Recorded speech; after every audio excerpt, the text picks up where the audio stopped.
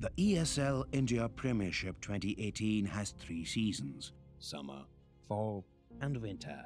The summer season takes place from April to June, while the fall season runs from July to September. Finally, the winter season takes place from October to December. Coming to tournament formats, each season is divided into 3 tiers: the professional tier, the Master League; the semi-professional tier, the Challenger Series; the Open tier, the Starter Cups. Moving on to the frequency, every season in the ESL India Premiership 2018 will see 1 Master League, 3 Challenger Series, and 3 Starter Cups. The Masters League now hosts 12 teams and players. Meanwhile, the Challenger Series has 8 contestants and follows a double elimination format. Finally, the Starter Cups are now limited to only 128 participants, so make sure you register for the Premiership now. Once you register for the Starter Cup 1, you'll have to fight your way to the top. At the end of the phase, you will get promoted to the Challenger Series 1. You should try and maintain your position in the Challenger Series 1, 2, and 3. But this is no easy task. At the end of every phase, the bottom 2 contestants are dropped out. They are replaced by the top teams from the Starter Cups. Those who succeed in the Challenger Series are rewarded with promotion to the Master League. The top 4 teams will proceed to play in the next season's Masters League. Meanwhile, the Master League runs uninterrupted until the end of the season. The 12 champions will constantly try to establish their dominance over the others. But at the end of a season, the bottom 4 teams are relegated to the Challenger Series, while the top 4 play at the land finale for the top prize. ESL India Premiership 2018 begins in April. The registrations are on, so make sure you sign up now.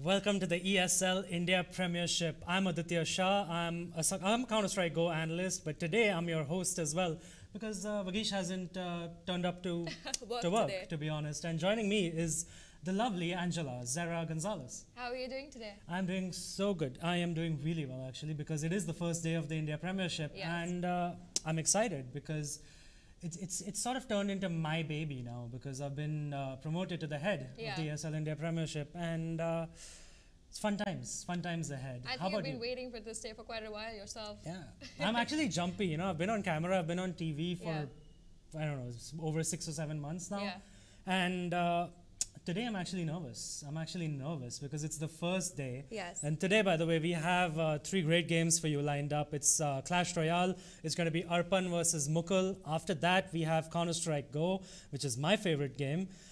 We have Too Easy versus Entity Gaming for that. And then we finish the day with Dota, with your favorite game. For that game, it's going to be Signify versus Buriza. So exciting games today.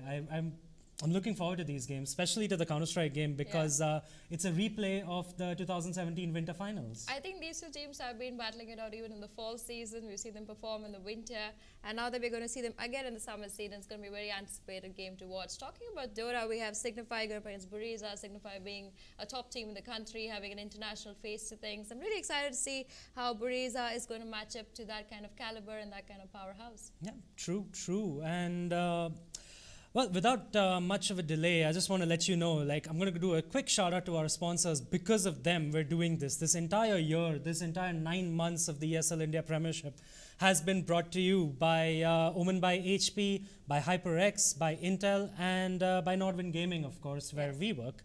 And yeah, I mean, it's because of these sponsors, and they have some amazing products out there as well, by the way, especially Omen, that new laptop, Jesus, the 21-inch laptop. We had gone for the launch. Yes, it was something. It was absolutely something. But I think we should get a move along, right? We should talk about Clash Royale. So why don't we take a look at the first player in question, Arpan.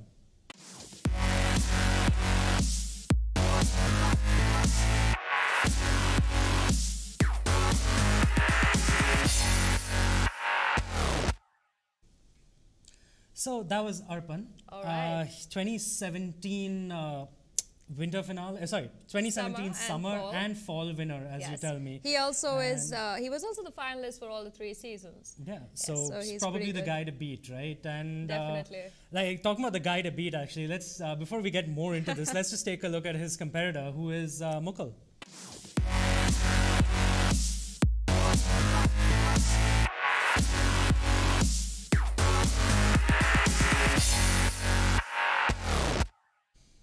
And that's Mukul. Now, Mukul won, this one I know, because this one you did not have to tell me. Mukul actually won the winter finale in 2017. So these guys basically are at the top of the games on the given day, 1 and 2, right, in any given permutation. But they're the best 2 players in Clash Royale in India at this moment. I would say yes. I mean, in 2016, we had the champion Rin coming in, and in 2017, Arpan just took the floor in summer and fall. But when winter hit, Arpan was a little nervous about the whole thing, but Mukul was very, very confident entering the winter. But this also comes to say that Arpan has a very strong adrenaline coming into summer again. This is his kind of season. He's got those 3 months to participate and see all the new cards come into the meta, check them out. And talking about their favorite cards, Arpan is looking to maybe go with the minor. I've heard that's one of his top favorite cards. And Mukul is mostly going to go with the 3 Musketeers. Again, being his top I'm actually glad that you mentioned that, actually, because their favorite cards now. We have the new rules set, by the way, for 2018, which is internationally, Clash Royale has this rule called the double blind ban rule. Yes. So we have something very similar here as well. Both the players will inform the admin which card is banned about an hour prior to the game. And then just before the game, we drop the bomb on each of the players, saying that Mukul banned this, so Arpan, you can't use this. Neither can Mukul, by the way. And Arpan will ban 1 card as well. So both of those cards will be out of contention, and you can't make the mistake and say that use it, because you'll be disqualified if you use one of those banned cards. And I think it's a very interesting change we've brought in. One of my League Ops admin, actually, Satadru, he was the one who said, why don't we do this? This is what the international scene is doing, so why don't we stick to that? And considering we've always followed the the professional rule set in Counter-Strike and Dota, why not in Clash Royale as well, right? It is pretty what do you think risky. about the bans, the rule? I think it's pretty risky because in 2017, you know what the player's favorite card is. Their whole deck revolves around their favorite card because they know they can outperform anybody with that particular deck. But coming into 2018, for example, if Mukul's favorite card of 3 Musketeers gets a ban, he's going to be in a very tight spot because he's planned his whole thing around this card. But Arpan being a little bit more versatile, I'm hoping to see that even if Mukul tends to ban maybe his favorite card minor, the Ice Golem, the Golem in general, I hope to see that Arpan will be able to play very well towards it. He has got the versatility in him to take this game. Nice, that is good to hear. But so interesting, that's what you think the bans are going to be, right? And yeah, I mean, I guess there isn't much else to say unless you have some last words other than the the predictions. If you have anything else to say, you could follow that up with your predictions as well. I think predicting this game, I would say that Mukul has got to be a little careful. He doesn't really have a very versatile deck. He does say that nowadays he does use the Hog Rider a lot in his deck, so I'm hoping to see him play that card. But I would put my bets on Arpan. I can actually make it easier for you. I just got word that the bans are in, so we Okay, can actually let's look check at we can look at what Arpan and Mukul have banned. Definitely. So we'll know. So Vego, why don't we look at the bans? You can walk me through this. I have no clue about Clash Royale. Alright, so as of now, Arpan has decided to ban all the 3 Musketeers for Mukul, which is again his favorite card. But Mukul has decided to go and ban out the Dark Prince. Now, Arpan had played this card quite a bit in the winter finale. So I'm hoping to see, maybe that's why Mukul has taken that chance and banned out that card. But Dark Prince is a very, you can use him in certain decks, not in all. But the 3 Musketeers being the top favorite for Mukul, he's at a little bit of risk over there.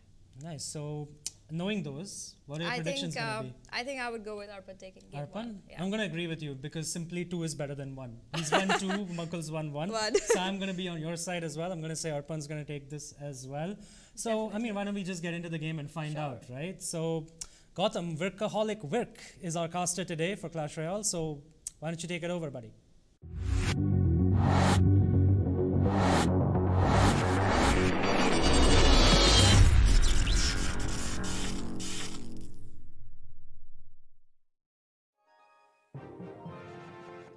Ladies and gentlemen, welcome back. It's been quite some time since we have been sitting on this casting table. You know, I'm nervous, I'm excited at the same time. My name is Gautam Workaholic, and I am back. And it feels good to be back.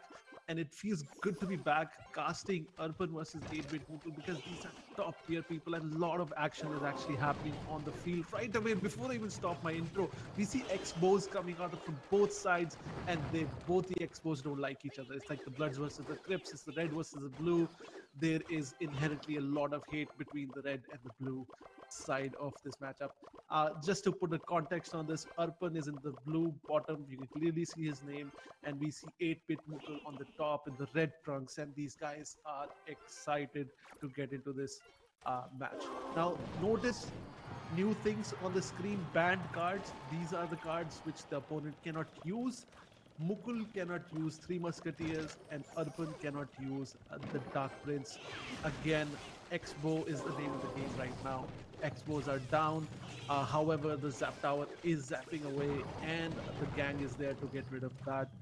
Arpan off to a great start. Mukul off to a great start here. Does get some damage on to Arpan Tower, but the game is quite not yet over. We kind of see similar win conditions here. The point is for the Expo to connect to the tower and eventually take it down. However, Arpan also has another trump card, which we can see. It's the P.E.K.K.A there. Now here comes the big push. The P.E.K.K.A comes out immediately, will absorb all the damage from the Expo there. However, this also means that okay, he did take it out. That also meant that P.E.K.K.A is quite an expensive unit also, but very well in defending that push. You saw Mukul saying wow, because he did not expect that coming out of him. That completely caught him off guard. That's what I believe that happened there.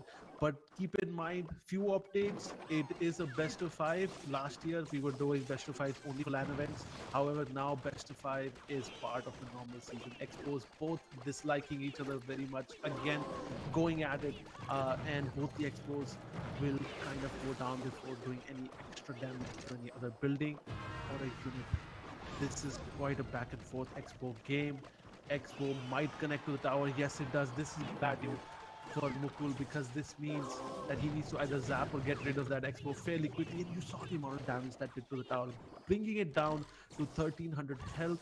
Arpan making a comeback now, and let's see how Mukul responds to this. Again, the P.E.K.K.A.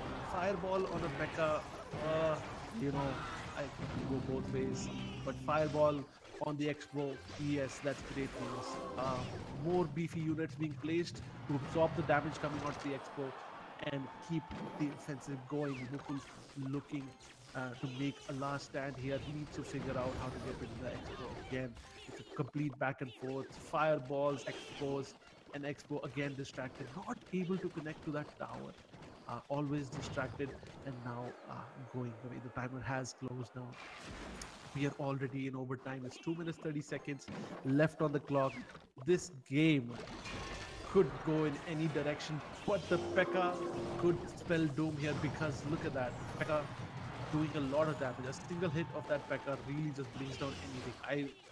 There's barely a few units in the whole game which can stand up to the P.E.K.K.A damage. But will the Expo connect? Yes, it does. What is going on? The Pekka is gonna destroy that tower and by Mukul, and already a best of five. The first game going in favor of Arpan. Keep in mind, Arpan did win two of the finales that we did last year, both LAN events.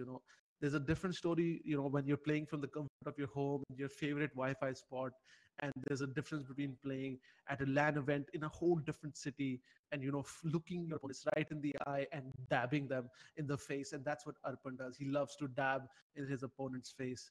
Uh, Interestingly, but however, the last LAN event that happened in 2017, which was the winter finale in Delhi, Arpan was not able to perform and was not able to grab that final victory. However, he did get that one last dab in. If you had webcam, I'm dabbing right now. You could see me. I can dab as much as I want to, but not as cool as Arpan because he dabs like a pro. And best of five score right now 1-0 in favor of Arpan. However, plenty of space for Mukul to come back. This is just the beginning. This is just the start. Um, I don't know if everyone knows what's happening in the Premiership. There's been a lot of changes. First of all, there's this fellow by the name Aditya Adi Shah who's just come into the picture, and he's like, you know what, I'm here. So cool. I'm going to make some cool changes. He's actually increased the number of people playing in the Master Leagues from 8 to 12, which is pretty exciting. And the game, as you can see, is well on the way. And I felt bad for that elixir collector, but it's my favorite move to do. If my opponent puts on a elixir collector, I'm throwing my miner at him. And that's what he exactly does. Arpan now has the golem. Mukul has a good counter to the golem also. He has a dragon. So let's see. But interesting card that you can see in Arpan's back pocket there is the mirror, which is 3 elixir and makes a copy of whatever unit you feel. So that would be quite interesting. How is Arpan planning to stop this big push on the left? Because he's just dropped a level like 8 elixir golem on the right. So this definitely connects. The balloon connects, absolutely destroys the tower. And guess what? On the right, Arpan has a perfect solution for the golem. What does he have a solution for golems? Jesus. That is a lot of golemites actually. And guess what? There you have rage spell being dropped by a copy of the lumberjack, and lumberjack is going ham on the tower, bringing it down so quickly. This is unheard of. I've never seen the tower go down so quickly. Lumberjack, guys, think about this. A lumberjack clone is dropping the rage spell alongside to a lumberjack which is already present there, and the DPS of a lumberjack is crazy enough already that we got to see, twice like a double damage lumberjack going ham on the tower, and which, believe it or not, actually brings Arpan back into the game. This game was, totally Mukul's game. He had everything that he needed to get the defense going, and all of a sudden this mirror just kind of just changes the whole storyline. It goes current to Arpan, and here comes another mirror, and here comes a free raid outside. You know what I'm gonna use? Like almost immediately when I finish casting this game, I'm gonna use this is free raid spell pretty much coming in while one of the lumberjacks is still alive. I like this meta that I'm getting to see right now. I am pretty excited, and I am pretty interested now how he's planning to stop all that balloons that are coming right at him. He actually clones the mega minion who actually gets a hit off to the balloon. This is pretty crazy. This is too high level for me. You know what? I'm sitting here in a 3000 bracket. These guys are not too far from me. They're at 4000. I'm at 3600 actually, pretty much. Here I am. Something weird happened on the screen there. But anyways, we're back. He's kind of gone into an all-out counter-attack in the back here, and he's trying to finish this game. But I don't think the balloon will last. Will he get another bomb drop? He does not, and that balloon and the miner will not be able to close the game. Whereas look at the top right. Oh God, Mukul. That game slipped out of Mukul's hand there, and while I was babbling away at the other things, you saw that Mukul tried to kind of go for an all-in on the bottom left with his balloon and the miner. Not able to finish the tower, and the balloon, if he could have dropped just another bomb, maybe if my math is correct, the damage would have been enough to clear the tower out and all, like, give him a 3 crown victory. However, not able to close that, which ended up in a 2-0 score in favor of Arpan, which is sad to say right now, because Mukul kind of, I felt that Mukul had decent control over the game. However, things are not quite done yet, because as you can clearly see, it's a best of 5, and it says right there on the screen. If you don't believe me, it's a best of 5, and Mukul will need to win all next games to make it back and win this series of best of 5. So I don't know, man. I got my fingers crossed here, because both these guys are pretty much, now this is my own opinion. These guys are like the number 2 of India, but like right now with the latest scores and everything, Arpan and Mukul are kind of both the number 1 of India, because Mukul has won the last championship, whereas Arpan has won. And I would say that 1-1 right now. It's like the tide. Like this match maybe will put one guy in the lead. Which is my own ranking. Okay, don't hold me to it, guys. But top talent in India performing right in front. This is just the beginning, you know. Expo is out, and guess what? Look at the answer. This definitely the fat boy of Clash Royale. You literally dropped a nuke on your opponent's tower, absolutely demolishing it immediately. So, looking at what both the players have, let's do some meta discussions. We've seen Arpan kind of going back to his favorite deck, which he used in the first game, which is the Expo and the P.E.K.K.A build. Mukul has kind of gone into this whole different scenario where it's kind of complicated for me to think of,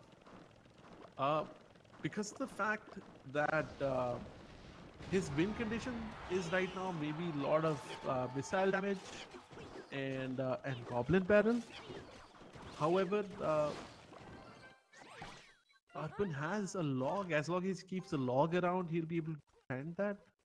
So this could be my 3600 MMR meta right now.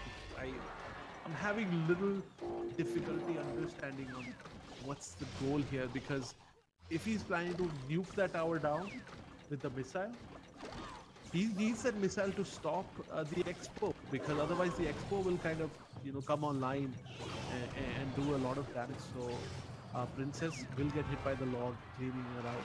So I will now pretty much wait and see if Mukul can somehow goblin barrel his opponent down, because Arpan will really need to go out of rotation with his log. So here comes the goblin barrel. Let's see if we'll get some damage in. They do all get 1-1 stab each, maybe a couple of stabs here and there. However,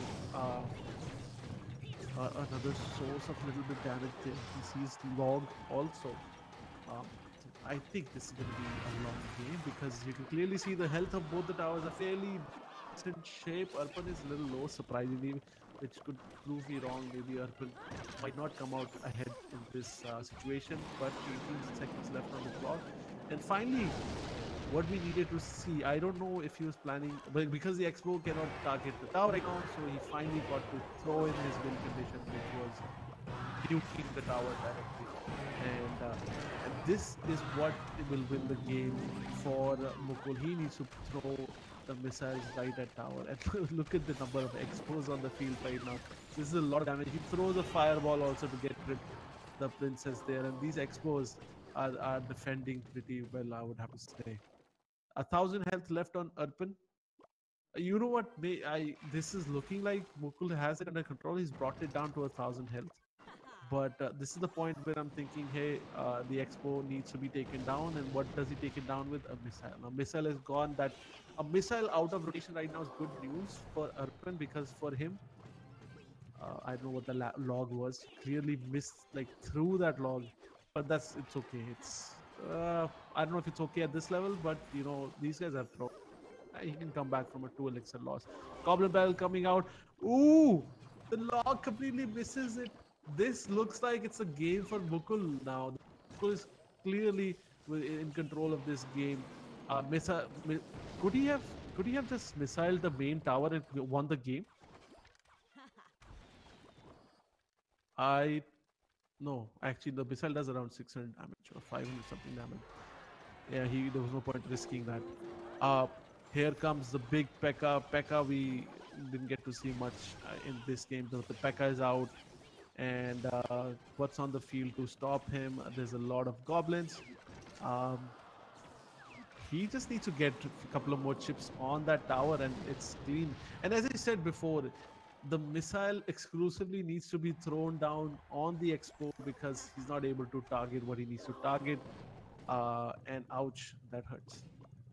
But that didn't connect to the tower. Here comes the big goblin barrel. This is it. A couple of stabs in. Not stab in. Still not enough to take this tower down. Maybe the missile is enough to take the tower down now. 400 health. No, 50 health. No, what are you gonna do? Ouch. Wow. Now we know. Now we know how much damage a missile does. Because he had 450 health. This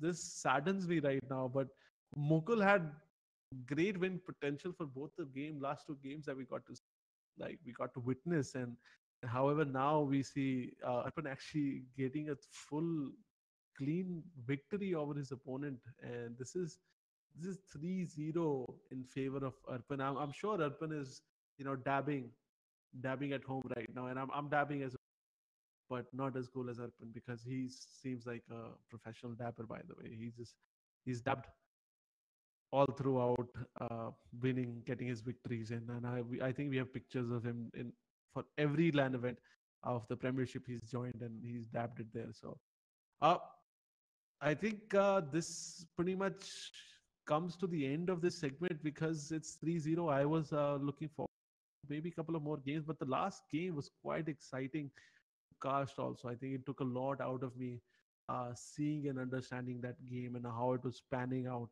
Um, you got to know my thoughts alongside also with the expo and the missile. Missile was truly focusing on taking the expos down, which Mukul needed maybe one more missile to come down on the tower and get him the victory there. But sadly, didn't happen. But this is just the start of the Premiership. We have more exciting matches. This is just the start, guys. I can't even count the number of days. This is day one of the next 200 days that we'll be casting Clash Royale. So there's plenty of Clash Royales to go. This is game one in favor of Arpan. There's 12 people in the Master League now, which is pretty crazy. So you know more hardcore action happening at the top level. But where you right now you got to witness the best of the best, guys. And this is me signing off right now. And I would like to thank everyone for tuning in for the first day of the Premiership.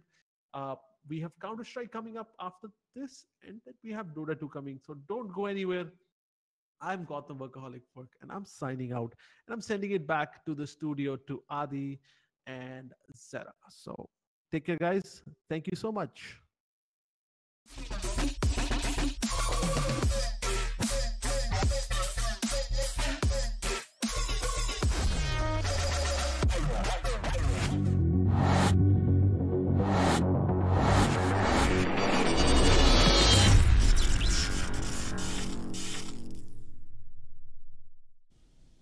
Welcome back to the ESL India Premiership. And you called it. Arpan coming back with a vengeance. 3-0. But also, you went a little bit nuts towards the end of the game there. I have no idea why. Some card was played wrongly at some wrong timing. No, actually, Arpan went back to his normal deck, the Golem card, and I think that featured very well for him in the second game. But in the third game, Mukul had a very high chance of taking that game for himself. He did have the rocket available, but he had to keep using it on the Expo, which kind of didn't let him hit that rocket on his tower. Okay. And I think if in the third round, we had Arpan's P.E.K.K.A. that was running towards the tower, and And if Mukul had just timed it correctly, he could have sent the rocket plus the goblin barrel on Arpan Star and secure that win, because we were anywhere in overtime. But I think he got a little nervous over there seeing that P.E.K.K.A. and misplayed that card for himself. But I guess because it's day one, he was a little nervous. A lot more games to go for him. I can actually imagine. It might have been something like the LAN finale as well, where they would have been screaming, lag! I was like, how do you lag in a mobile game? Is the question I asked. Well, yeah, like they delayed our CSGO game. That's why I will never forgive. I don't know who it was, but it was some two Clash Royale players. I will never forgive them. You're really partial to CSGO. I'm very, yes. I am. And it's very apparent to everyone as well, clearly. But the bans working out finally, that means, because Mukul did not get his 3 Musketeers. Yeah, and also Arpan opted to play the Ice Golem quite a bit. And for people who play Clash Royale know that the Ice Golem is a very less elixir card. It's just like 2 elixir. But he is annoying because you got to take him down. And you cannot send small cards towards him. You cannot send Skeleton Army. He will just burst. And the snow will just kill everybody. So you were saying that the Ice Golem should have been the ban for Mukul on... I mean, he's just like, you know, that Jack of all trumps kind of card. You just play it and it's going to be a safe bet for you. But that was Clash Royale for us. I think a good start to our league. Yeah, so why don't we take a quick break, by the way, and we'll be back with some CSGO action.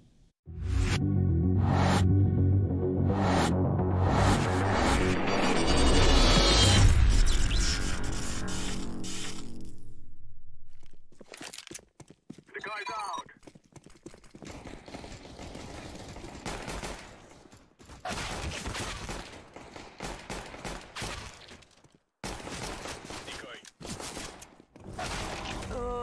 That was beast.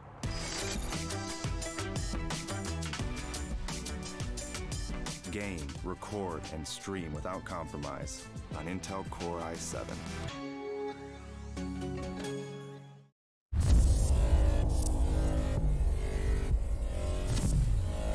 This is the first ever Omen X laptop for gamers that go to extremes. Gear up with the machine designed for total domination and engineered for gaming in stunning 4K. Equipped with the latest Intel Core processors, it gives you the power to be relentless.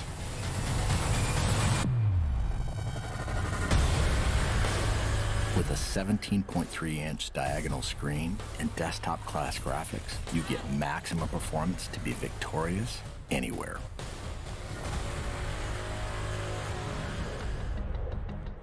With multiple fans and large exhaust vents, heat is transferred away from critical components for dynamic overclocking. Ramp up boot times, game loading, and overall system responsiveness with optional RAID 0 SSD configurability. An RGB LED backlit mechanical keyboard lets you program each individually lit key to create customized key maps that switch seamlessly between games. With 2.5mm travel and in-key rollover, you can take out your competition with more accuracy and precision.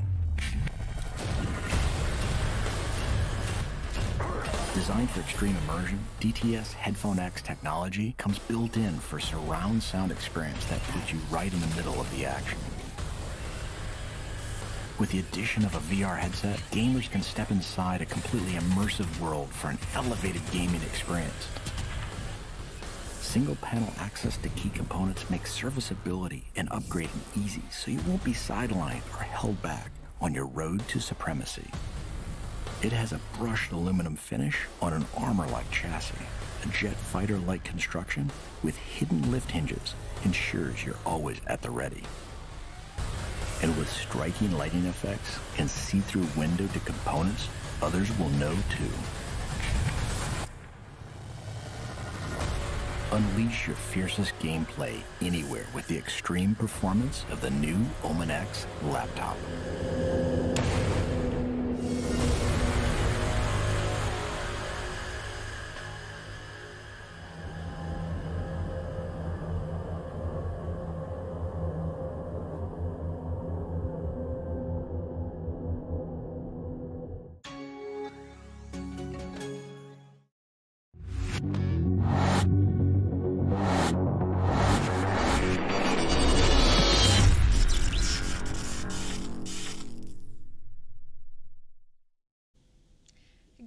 everybody, and welcome back to the ESL India Premiership. This event is brought to you by HP, HyperX, Intel, and of course organized by Nordwind Gaming. Yeah. Coming up next, we have one of your favorite games, I think your only favorite game in the ESL India Premiership, Counter-Strike Global Offensive. Yes. And yeah, I mean, it's CSGO, that's great. And I just want to talk a little bit more about the ESL India Premiership, actually, because since this is the first episode, I just want to say that it's a 1 crore prize pool, guys, and 45 lakhs of that is for CS and for Dota as well. They get 45 as well, but even though I was begrudgingly, Dota gets 45 lakhs as well as their prize pool. But yeah, I mean, it's a massive prize pool, so now it's more than ever on the stake. Like it's almost finishing up first will get you almost twice the money as it did last season as well. And so yeah, I mean, it's exciting times ahead, and we've had to change the format again because of that as well, right? We've got 12 teams in the Masters now, and it's much more competitive. It's a lot more fun. It is exciting because we have so many good teams coming, and you feel that, you know, why have the original 8 when you can have 12 best teams in the country coming out? Of course, ESL inviting those 12 teams. So do you want to check them out? Yeah, so why don't we take a look at the invited teams?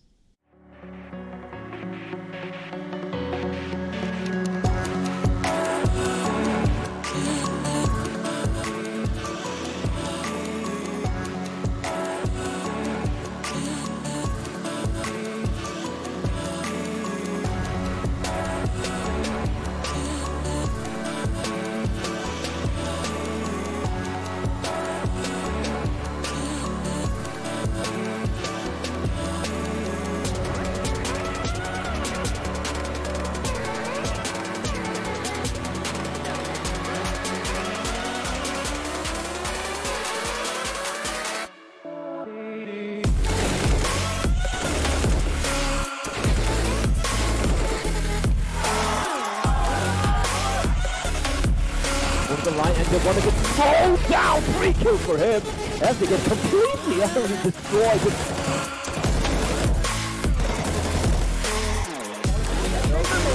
Oh, perfect.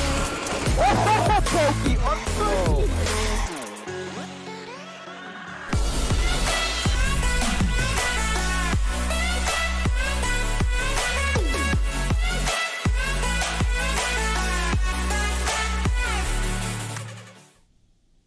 And yeah, those were the invited teams, and it's a couple of names like really struck out to me immediately, and I think they might have to you as well. We've seen the return of ATE Gaming. Pretty excited about that one. And a couple of name changes as well. Eternal Esports, sorry, has turned into Malhar Gaming now, and they have replaced a player as well. Too Easy has also gone through a roster change. Entity changed their roster just before the fall season as well. So a lot of new teams out there as well. Portal Esports also stands out because they're a Pakistani team. They were there in the summer and the fall season in 2017 as well. So I think it's really exciting times ahead. I think, and I also saw a team Invictus. Now, I've heard a little bit that they were the previous Entity Gaming squad that has turned into that. Yes, some of them, yes. So I'm looking forward to them play too. I mean, they are going to be a very mixed roster. Yeah. Very important tournament for them. It's honestly, there are so many changes, right? I think the Dota scene has been a lot more stable that way. CS is just completely, I love the January to March window, right? Everything changes. Nobody's the same anymore. It's just like 2 or 3 teams will survive. Correct. And talk about those teams, actually, the 2 teams that did survive, more or less, are Entity and Too Easy, and we have both of them today. Definitely. Too Easy has had a change in roster, so why don't we take a look at Too Easy before we talk about them.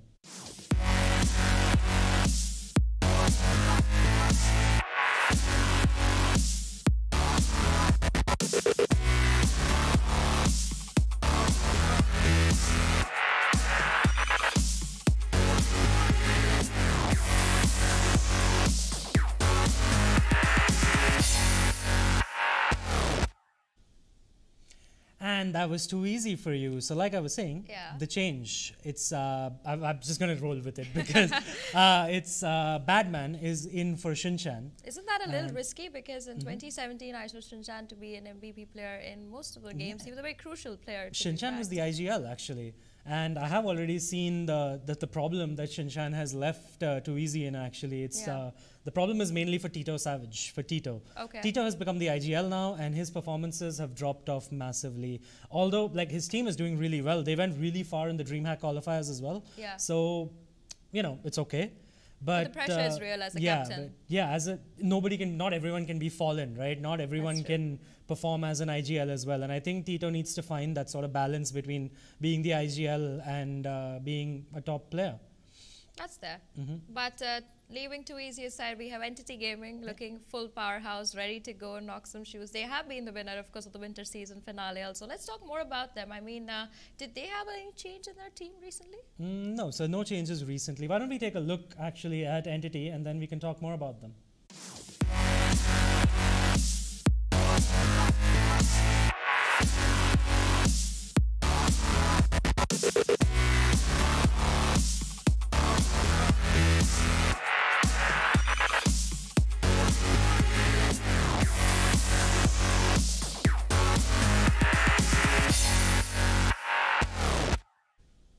And that's Entity Gaming. They look pretty scary in that video. They do, don't they? They do. Yes. Like, especially Falcon, we call him Baba. Baba definitely looks like a force to be reckoned with. Yes. At least physically. I don't know. I don't really know how well Well, he'll he's do pretty in game. sweet on land. Like, when he's you a very meet him, nice guy. That's he's for very sure. calm, composed, But soft-spoken. Yeah, the main thing about Entity, right, is Aquidas, to be honest. Like, he's a guy who I used to look up to as well during my Counter-Strike Source days. I didn't know him back then. Got to know him through Counter-Strike Source, and having him as their coach, as their manager. Yes, he cannot be in the server right now because of the competitive rule set that Valve has set. True. But you know, behind the scenes, he's talking about the basics, team communication, things like that. There was an interview actually of him. Vivek was interviewing him from AFK Gaming. Yeah. They have an interview up on their YouTube channel as well. You should check it out, because if you're a CS player, Aquidas has some really good things to say. And it'll really help you in life and in games, actually, in your game. And to be honest, a little bit in real life as well, because he does talk about leadership skills, qualities, True. things He's like like a good coach to the team, even though he doesn't take that title, he has that thing. So I think that builds a lot of confidence for Entity Gaming. Yeah, so I mean, I think the players are ready to go as well. So why don't we take a look at the veto? And I really hope thank God, Entity Gaming has banned Mirage. Wow, Finally. you're sighing a lot. You're Yes. happy. Sorry about that, but yeah, finally. I actually talked about the entirety of last year, right? When we were on TV as well. I've told Vagish this as well. Entity, and sorry, not Entity, but Hellranger. At that time, he was an Eternal. Hellranger is terrible at Mirage. Okay. He's the worst IGL in Mirage ever. He's a great IGL except on Mirage. So I'm so glad that that's become their first ban as well. And eventually we've got to Cash and Inferno at the end. And I did think that we would go to Cash. Okay. But Inferno is a really good map for both these teams, all right? And it's probably Too Easy's best map. It's also a really good map for entities. So anybody could take this one? Yeah, honestly, this game is going to be very interesting. But yeah, I mean, and how about you? Do like Too Easy? Actually, I know this about you as well. What do you think? Who's going to take this in? I mean, you know, you have some prominent teams of the country that have been backed very well. They've got the force. They are like veteran players, and then there are some teams that just come out of nowhere, like Too Easy, Hyderabad. They were phenomenal. Even in December, they kept their consistency going, and I love to vote out for underdogs because they just come up with a strategy. And like you've always told me before, they're very strong with their foundation when it comes to Counter-Strike. So if they have really worked that out correct, I think they could come in with a very strong game plan against Entity Gaming. I agree. Actually, I do think that we're going to see the basics of Counter-Strike, like really the fundamentals of Counter-Strike being displayed correctly in this game, and I really hope that's the case. But that being said, I am going to go for Entity. I'm going to shout out to my boy Marzel because I have played with him in the past as well in Trademark Gaming. So I think he's going to be he's going to be the MVP. I think he's going to be the standout player, and yeah, I'm going to say Entity is going to take this. All right, I'm going to just give my votes for Too Easy for now. All right, so I mean, we can just get into the game at this point. I think that's the best thing to do. Everybody's waiting. Yeah, everyone's ready, everyone's waiting. So why don't we get into the game? Our casters, Mamba and Fett, please take us into this amazing game.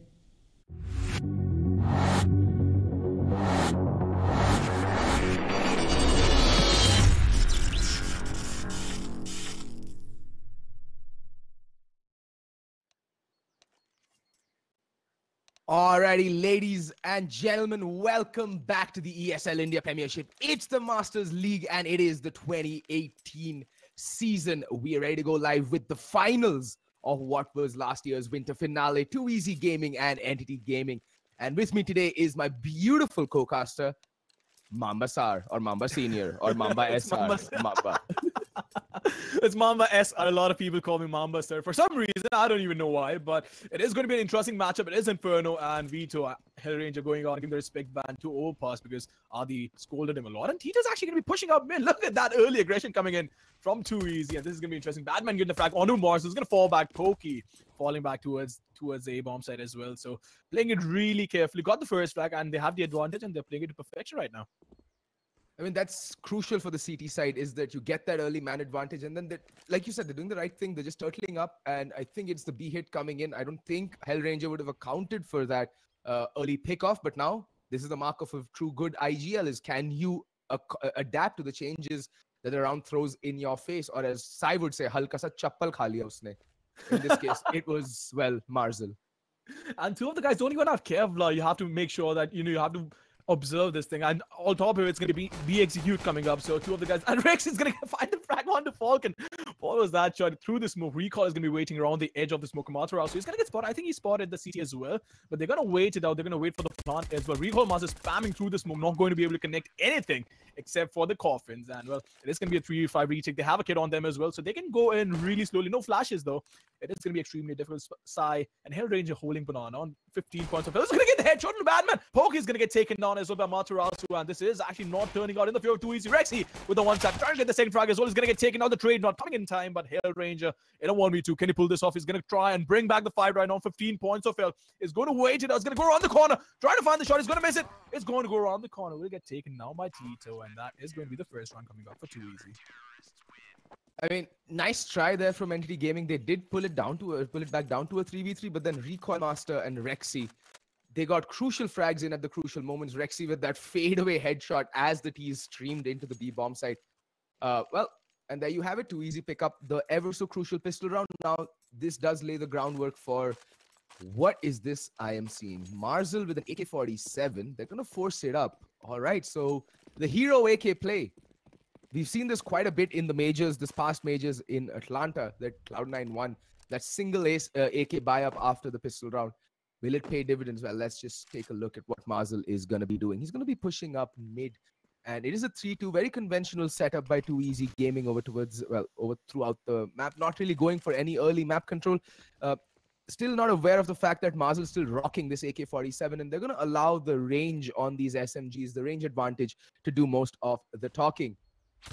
I mean, it makes sense as well, right? Because you expect them to go with P250s and they are playing the range. So it is actually a smart play coming up, but completely unaware of the fact that Marzel has an AK. He has to make sure he gets 2 frags going in his favor. And I think if he has support, if he has backup behind him when he gets the frags, they're going to go all in. Otherwise, he'll try and lurk around, try and call it the rotation, and ask the teammates to cut off the rotation as well. Yeah, and I think Rexy did spot out Amaterasu's kneecap there.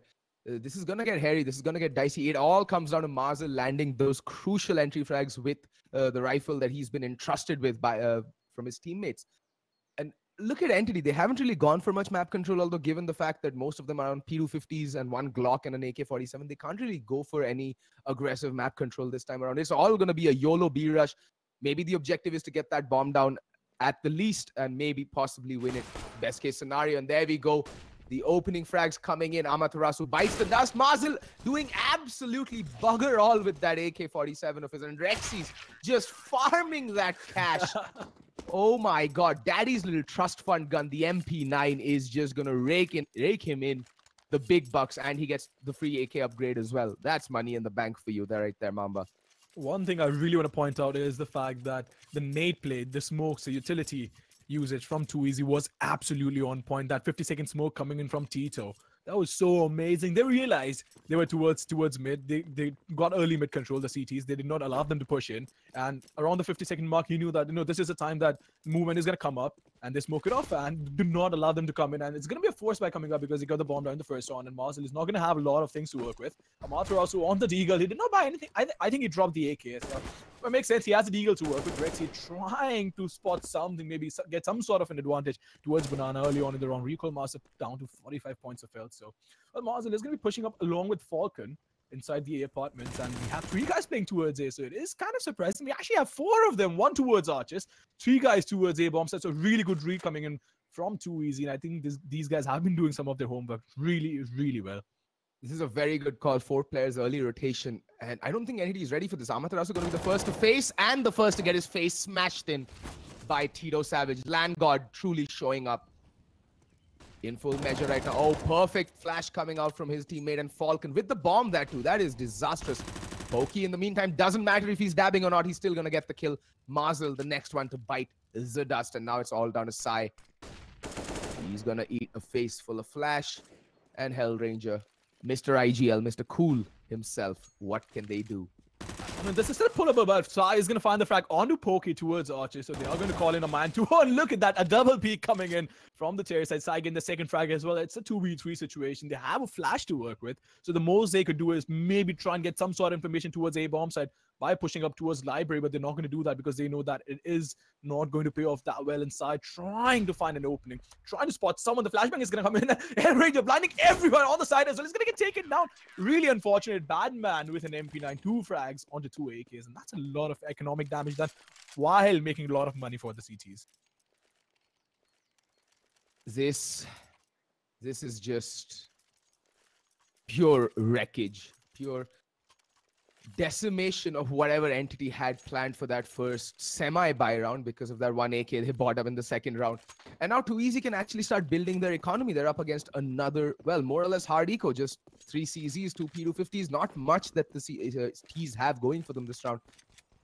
And the amount of cash that the CTs have as well, it's 3 guys have 6,000 plus, $6,000 in the 4th round. So the terrace side, they will have to make sure they do not spend a lot because Hellranger is infamous for force buys. And I remember I criticized him a lot during the last year. Adi criticized him a lot as well for all the force buys that came in. And these guys will have to, try and adapt to the play style of Too Easy, because if you make a mistake, Too Easy is going to capitalize on it. And we have Amaterasu pushing up with the CZ75. I don't even know why I had that tongue twister right there.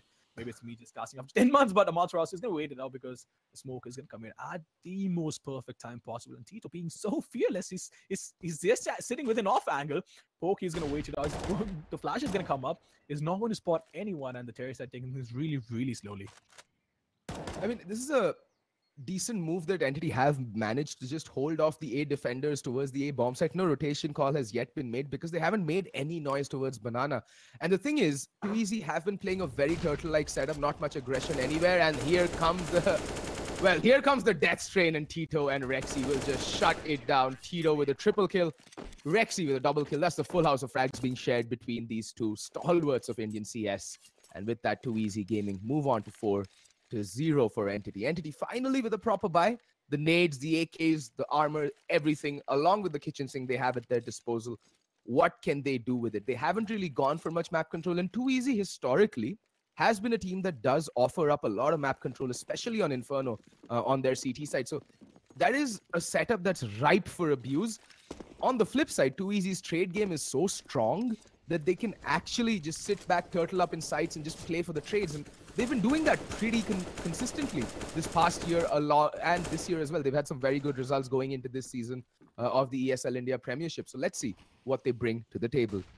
To be honest, if there was a faster sort of gameplay coming from Entity, I mean, even though Too Easy have the basics absolutely right, it's perfect. You can't really point out a mistake when they are trying to get the basics right, but you have to be a little bit faster, because if they are going to give up the map control, try and bait out the smokes. And I mean, these guys do understand the fact as well. We actually have an execution coming up, so I'm going to hold that thought. Sai's going to get the first frag. Pokey is going to get taken down. Recall Master getting on top of that box. Badman, and look at that Recoil Master. Get the second frag. Marcel, you cannot miss those. You have to hit those shots. And Badman is going to be waiting it out. Two men alive on the terrace at Falcon and Amaterasu. These guys have been playing with each other since a very long time, and Amaterasu is going to fire a shot. Recall Master is going to get taken down, and Rexy is going to be in a 1v2. He's going to spot the first hit. What was that one tap? Oh my god, look at that, going for the second shot as well. He's going to wait it out. Almost finding the frag, and Falcon saving the day on 2 points of health. And it was a 2v4 that reduced it to 2v1 and almost pulled the round off, but Oh my god, Rexy with that amazing one tap onto Pit. And I don't even know what to say. Well, all I have to say is Marzel is one of the star fraggers in NTD, and he's yet to open his scorecard, sitting on 0 frags right now. Needs to step up, needs to wake up. He has not arrived yet. It's 5 rounds in, going into the 6th round, and double ops coming out for Too Easy Gaming. Tito and Recoil Master. Neither of these oppers are, neither of them are oppers of the caliber of Spawn, their old IGL from the previous season, because he was a very dynamic opper, especially on this map, Inferno. And he's definitely someone who is extremely missed by the boys from Too Easy Gaming, because not only was he a very good IGL, he could also, contribute as a fragger while in-game leading, which is a very rare trait to have in any IGL in any part of the world. And if you notice one thing, they went in for the map control this time around. They knew that they won around, have a lot of cash to work with, and they took straight up banana control, and they're going to drop out towards A bombs, and Poke is going to get taken down from behind.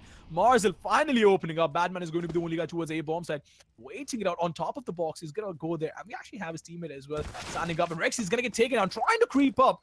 Was not necessary, but Marzel is going to find the second frag as well. Badman all alone. He's going to get the first frag. Can he get the second as well? He's going to spot him, trying to find the frag on 12 points. He's going to get the second guy as well. Waiting it out. Marzel being spotted. 2 guys inside Pit. It is going to be a 2v2 situation. Tito with the op. The flashbang is going to go off. Is going to get taken down though. Marzel getting the frag onto Badman. Tito in a 1v2. Can he pull this off? It is going to be extremely difficult. He has an op to work with. A smoke and a flashbang. No kit. Yeah, I personally feel he has to change things up a bit and maybe try and go in for the AR. Assault rifle, I don't even know why I call it AR, but well, Tito is going to throw the smoke, knowing there is a guy towards Pit, throwing in the flashbang as well. Is push up. It is going to be really hard because he has blocked himself off. He's going to go around the edge of the smoke, trying to spot someone, but I think this is a round loss. This is a lost cause for Tito right now. Yeah, he should just try and save the AWP. I mean, unfortunate for him, the only other gun lying by his foot is the other AWP. Like, he could have really used a rifle at that point. And I think he looked down, saw it, said, bugger it, and just ran away. He's like, can't. It's very difficult to pull off a 1v2, but credit where credit is due. Marzel, finally, just as I was chastising him for not showing up, gets a very crucial 3K because the rest of his team, apart from Amaterasu, just went down like a sack of potatoes, not really doing much. And it was Amaterasu and Marzel's effort that previous round that actually won them. Well, the frags that came in from them that won them that second round. And that's going to allow them some economic stability, getting 2 rounds on the board. But both the rounds that Entity Gaming have won have come at the cost of 4 and 3 players respectively, which means their money is still on the precipice of being broken. And Too Easy know this, which is why they've gone for this armor pistol buy to support the AWP. Can Tito's big green gun ring loud and true? Well, even if they can't get the round, all they have to do is, and look at that, the flashbang was on point. Tito is going to get taken down, and even if they can't pull this round off, they don't really have a lot of guns to work with. So the most they should be aiming for right now at least is get the trades and try and get as many guns as you can off the terrace side, because they don't have a lot of cash, as you pointed out, and they are doing absolutely that inside the apartments. 2 guys with the crossfire, with the bait and switch actually. It's not even the crossfire. The flashbang is going to go out. Pokey is going to wait for it, then turn around, and Badman baiting himself. Pokey is going to try and find the revenge frag. It's going to get 2 frags right there. Falcon is going to get taken inside, getting 2 amazing frags and a really good headshot onto Recoil Master as well. It's going to be Rexy all alone in a 1v3 with the op, and I'm pretty sure he's just going to fall back, wait it out towards B-bomb, let's chill out and save that op up for the next round. I mean, Recoil Master is going to feel that well into the afterlife. That headshot just literally smacked him across the server. Beautiful headshot, and Sai is hungry. He's going to go for this. He does not want them to be able to save this AWP, and Rexy is playing from construction. He's seen Sai. Sai needs to be careful.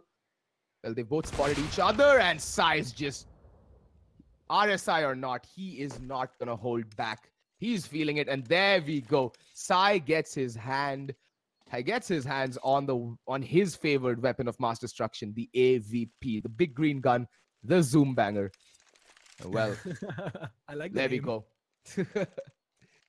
What can he do with this? Can he pry the Too Easy defense open like a 50 cal bullet would a can of tomato soup? Let's see.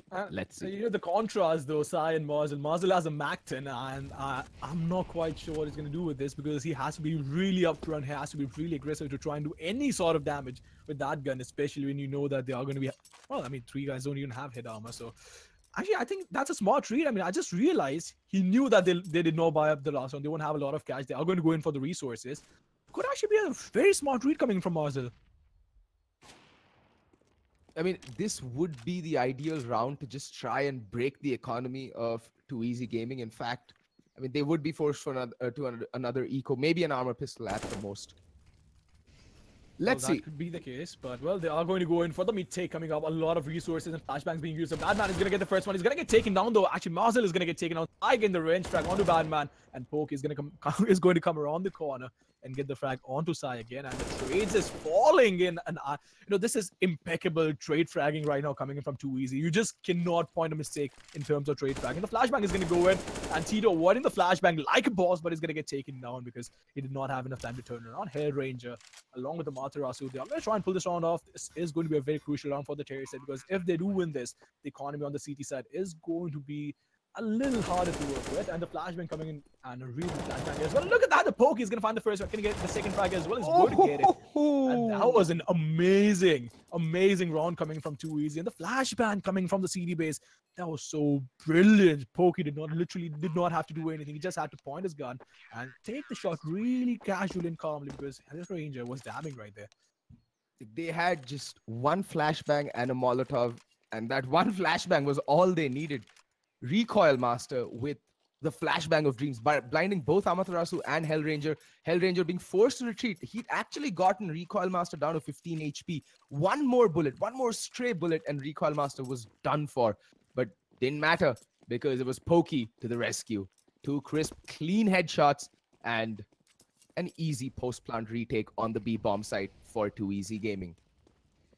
Oh, well, Recall Master is going to throw in the smoke, though they do have some sort of cash to work with. And it's a good amount of resources on both the teams. Recall is going to be the only guy on the op on the server. So we have a 3-man mid setup right now. One guy watching the boilers area, two guys watching mid, and the perfect trade setup coming in. And I'm not quite sure, because they're so confident about apartments not being pushed up. There's literally no one watching the apartments. So I think they have all the player tendencies down ingrained in them. And Marzel is going to be pushing up towards boilers, and I don't know. I need to go offline anyway. But yeah, Marzel is going to be waiting out. It's going to be a pretty slow round coming in 1 minute mark, and that is where the teams are. That is where teams usually start moving out. 50-second to 1 minute marker, and CDs. Look at the amount of resources they still have. 3 Molotovs to work with, 2 smokes, and 4 flashbangs. So these guys are really good at conserving the resource. And Recall is going to be playing a little passive towards Arches, and he's going to wait it out, trying to just find that one frag to get that distraction going on, and so that Badman and Pokey can throw out the flashes and go out and get the peak. So, well, they're going to try and move in really slow. 35 seconds on the clock. Can they pull this off? Fett, what do you think? I mean, so far, it's been a very good round coming out from Entity, getting map control, denying information to Too Easy Gaming. And Too Easy Gaming have let that happen. That's their biggest problem. They've not really actively gone for any sort of control. And there's Recoil Master missing the crucial shot. And this leaves them open for a B pincer. And that's exactly what Entity were planning on and banking on. There we go. The 2 A defenders were completely taken out of the equation. And now it's Tito Savage just blindly just waltzing around in a wall of smokes. It's like, the morning after Diwali in Delhi, and every Delhi I'd feel like, main kahan jaun, itna dhuan, kahan gaya main? And everybody's just lost in smoke. And there we go, Entity, like a coiled viper, striking with precision and determination, and they get a perfect round. Marzel's the only one who's taken any significant amount of damage and has gotten 2 kills on the entry. So Marzel just killing it right now. Hellranger on the hunt, and Badman. Oh my god. Oh my god. That's gonna leave a taste of hot steaming lead in your face right there. Pokey does find Sai though, but they now know where Pokey's playing from. Doesn't look like he'll be able to save it, but might just, you never know. In Pokey spotted out Amaterasu, definitely, and there we go. He should be able to save the M4 into the next round. Well, that was really close. Hellranger almost got 32 ticks, so I'm not quite sure about the exact distance, but Sai has the off on the terrace side. The CDs won't really have a lot of cash to work on. They're going to go in for a complete eco unless they have some other plans in mind. And as far as I can see this going, they are going to go in for a complete eco. Pokey, I would rather suggest him to play a little passive so you can just go out and get the trade, and they are actually going to force it up. That is not exactly surprising, but I think I was banking more a little towards a complete eco coming up. But nonetheless, they're going to force things up because they have a gun to work with. And Hellranger buying the Macton, expecting a eco. But a lot of guys on the CT side don't really have head armor. So this is going to be really effective. The nades and the flashbangs going in towards Banana. And the CTs again playing really passive. And this time around, they don't even have the guns to play with. So I think they're not going to change anything up. And they are, and the Terry side as well. They are trying to get map control all over the map. They're gaining control towards Banana. They're gaining control towards apartments as well. So I think this is actually going to be more of a pick and play thing. Wherever they get the pick, they're going to try and get that bomb site. I mean, it's not really a force considering that they've just been reset. So they're anyway looking at the double eco territory. So might as well force up, and then they're going to have $4,300 approximately going into their buy round, which will happen next round anyway. So they're just giving themselves some chance of possibly clutching it, because Indian teams are notorious for absolutely sucking against these armor pistol buys. We just don't know how to counter these armor pistol buys. It's just not in us. And Entity taking it slow yet again. The slow plays, the methodical plays have been working out for them. And Too Easy Gaming have gambled with a B stack. It's just going to be Pokey with the rifle on the A bomb site. Can he do it? Can he make anything happen? And this is what a read coming out from Entity. They're just going to go wrapping around towards Arches, Pokey down to 27 HP. I think the rest of the Too Easy Gaming squad isn't even going to bother rotating. They're like, okay, we're going to save the armor pistols and take them into the next round. Pokey, bro, best of luck.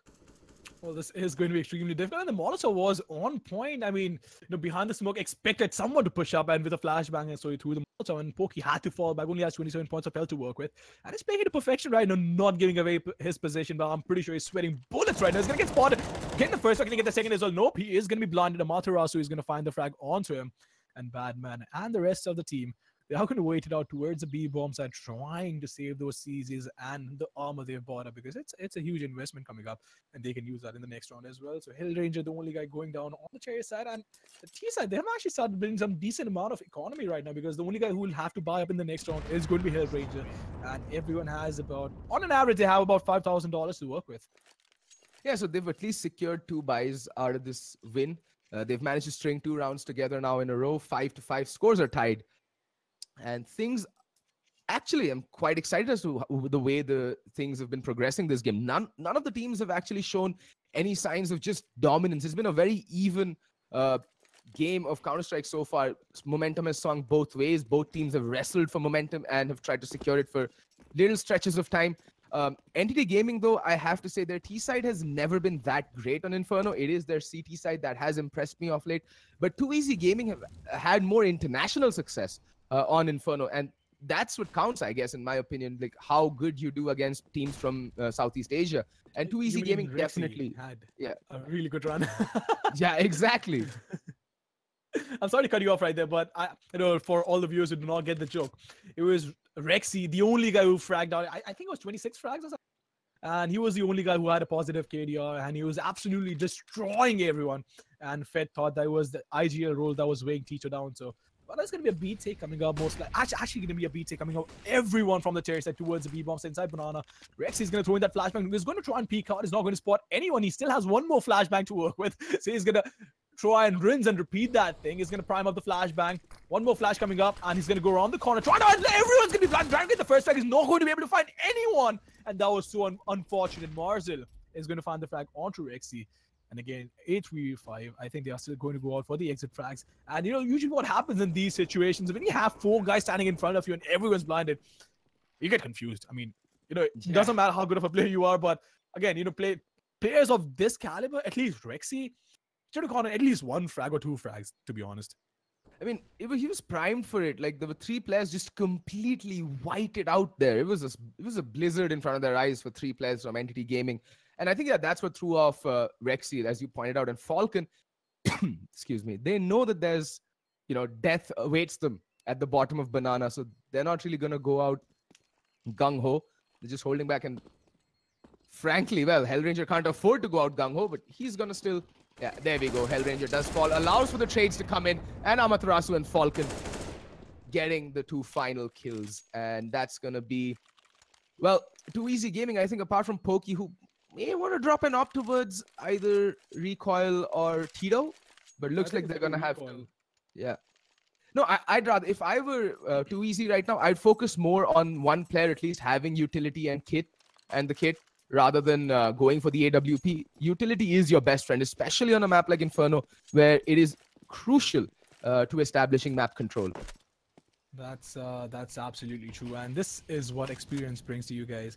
And well, talking about map control, they are going to try and get some sort of an early advantage. This is a one-way smoke coming up, by the way, and I've seen this quite a lot, and it usually does work out. But with a team like Entity, I think they're not going to go in without throwing the Molotov towards that corner, so that is redundant, and that is exactly what happened. So, I mean, they tried the luck, it did not work out, and I think at least out of 100 times, 90 times it's not going to work. I mean, 9 out of 10 times it's not going to work out anyway. So the smoke being primed up again, and he's going to throw in the smoke around the 1 minute mark again, because they know that is when the movement starts coming up, and the CT's Recall Master is going to be on for Mars, but with the resources, so that makes sense. And Sai with the op is not going to be able to do anything, at least for the next 15 to 20 seconds, because of the smokes that are going to come up. And it is going to be a late round take coming up again. But the Cherry side, they do have the resources. Hellranger is going to be coming up towards mid, trying to set up some sort of a distraction. We still have the C4 on the T-slope, by the way. 45 seconds on the clock. Arch is going to get smoked off. And, well, the shed. The boost is going to get mollied off as well, so Batman is going to wait it out. He has to get that first frag. He absolutely cannot miss that shot, and Amaterasu waiting out behind the smoke. Hellranger is going to be the one trying to get the lure going, and Marzel sneaking up behind them through the smoke, and this is a brilliant execute coming up. Amaterasu is going to go around the corner, gets the first frag, can he get the second? He's going to be waiting out, trying to get the frag, is going to find the headshot onto Falk, he's going to fall back and playing into perfection, poking in Tito.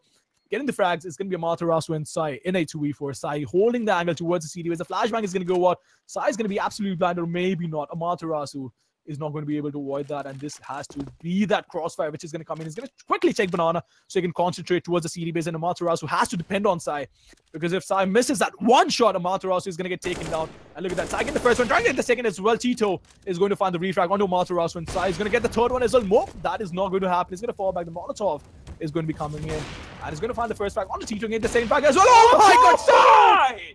That was such a brilliant round. In a situation like that, so much pressure to work with, 2v4 situation, and they still get the round. What do you have to say about that? Well, all I have to say is this is exactly why Sai says, "Bhai ko ab de round jita dunga." Bata raha hu, bhai ko ab de round jita dunga. And that's exactly what ended up happening. This guy is just such a turret. Does whiff one shot, but doesn't matter. Gets the kills when it matters. Perfect movement, avoiding that Molotov, playing around it, using it as cover. Just getting the kills when required. Now the nade stack. This is going to be a massacre in mid. And well, it's going to be Batman getting 2 frags by the Hellranger and Amaterasu. So I try to clear the angle one by one really slowly. He's going to go around, try and spot someone towards Banana. That is not going to happen. Tito is going to be waiting it out. And well, that is going to be Rexy and Tito in a 2v3 with 2 P250s and Kevlar to work with, which is a little surprising, but they do have the for the next round, and they're going to have 34 draws coming in the maximum losing bonus, and Tito has been spotted surviving on 58 points of health. He's just going to fall back, try and get maybe one gun off. He's going to call in Rexy as well for support, but nope, that is not going to happen. Rexy's going to be pushing up, which, I mean, I think he's just being a little too paranoid about a lurker being there, but it's a 3v2. They would not really want to have a lurker in this situation. They want to get those trades right. So it doesn't make sense for me if Tito knows that they are towards Banana. Rexy should come in with the rotation. Should have come in with the rotation really early, and Marzel is going to go around trying to spot the CT. Tito is going to get spotted, he's going to get taken down, and Rexy saving that AK-47 up. Saving about, what, $3,100 for his team, and that is going to be the 8th round coming up for Entity Gaming. So not a really good start for Entity, losing out on the first 4 rounds. And Marzel, I think he was playing with the stream when he heard you. he was down 0-5, and the next 3 deaths, he gets 10 frags. I mean, there's very little that Too Easy can actually make happen in such a desperate buy armor pistols. They did try and aggress to try and catch Entity off guard. Like I said, they've been very passive throughout this game. So just throw in a dash of aggression maybe here and there to catch Entity with their pants down, you know, trying to get in that early setup mode. Not really aware of any aggression, but it's Entity Gaming. Equitas is their coach. I mean, if Equitas is watching this and he catches them, you know, napping early round, they're going to be in a world of hurt, because Equitas is not going to be a happy bunny if his team is not performing up to his standards. And he has very high standards when it comes to Counter-Strike. So I'm pretty sure they've been drilled to be forever vigilant when it comes to an active playing timer in CSGO in any map. And that's what you saw. Like, yes, Badman did get 2 quick kills onto Amaterasu, and I think it was Falcon, if I'm not mistaken, who didn't make it to the next make it out alive from mid. But the rest of the team was able to rally back and just get the kills when necessary and take the round home. And Recoil, well, that's not good. He does get 1 kill, but does burn alive. Just like, I don't know why. But a 4v4 situation is still going to favor the T's in any map on any round in Counter-Strike. $6,000 for a kill is not worth it. And Batman is going to fall back. He's going to get the first one. Can he get this around the corner? But Marzel is going to find the refrag. And Pokey with the perfect backstab. Look at that. Pokey's going to get the first one. He's going to get the second one as well. It's going to go around the corner side. He's going to be waiting it out. Baiting the shot out. He's going to get the third frag as well. And Pokey, you god. He says he's not a god, but that backstab was so precise. Seeing the first guy not firing, spotting everyone, getting the call out, getting the spray down on the first guy, getting the spray down on the second guy as well, and then baiting the shot from Sai, an AWPer like Sai. And that was just picture perfect Counter-Strike being played out right there.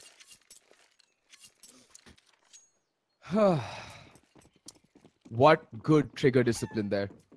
Excellent trigger discipline. And, well, Too Easy can end the half on a high, can get the last 2 rounds and maybe carry that momentum forward. But Sai, he's got other plans. Recoil Master down to 27 HP.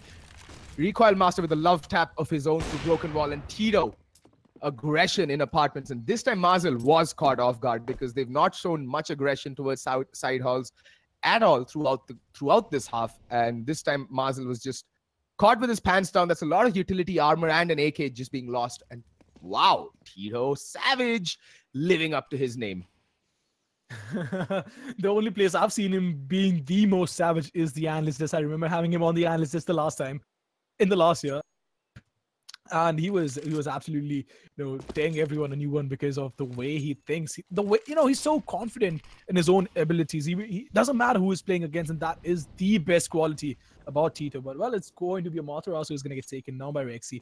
Falcon's going to fall back because the C4 is stuck inside Banana. Rexy has spotted the C4. The smoke is going to go up, and that is going to take about 14 seconds off the clock. Hellranger is going to get taken down. Falcon all alone in a 1v4 in the last round. He's going to go around the corner with the flashbang going in. And he's going to spot the CT. He's going to be completely blind. He's going to be dabbing while crouching. And I don't even know where this is going to go from here because he has thrown the smoke towards the CD. But he still has to be careful about the CD pushing out. And Recall Master is going to find the frag onto Falcon. And the scoreline is going to be 8-7 in the favor of NTD Gaming at the end of the first half. And, I mean, Recoil Master has been very quiet in the first half, but everyone else has turned up on Too Easy Gaming side, as you can see. And, well, Falcon, 3 frags, 10 deaths.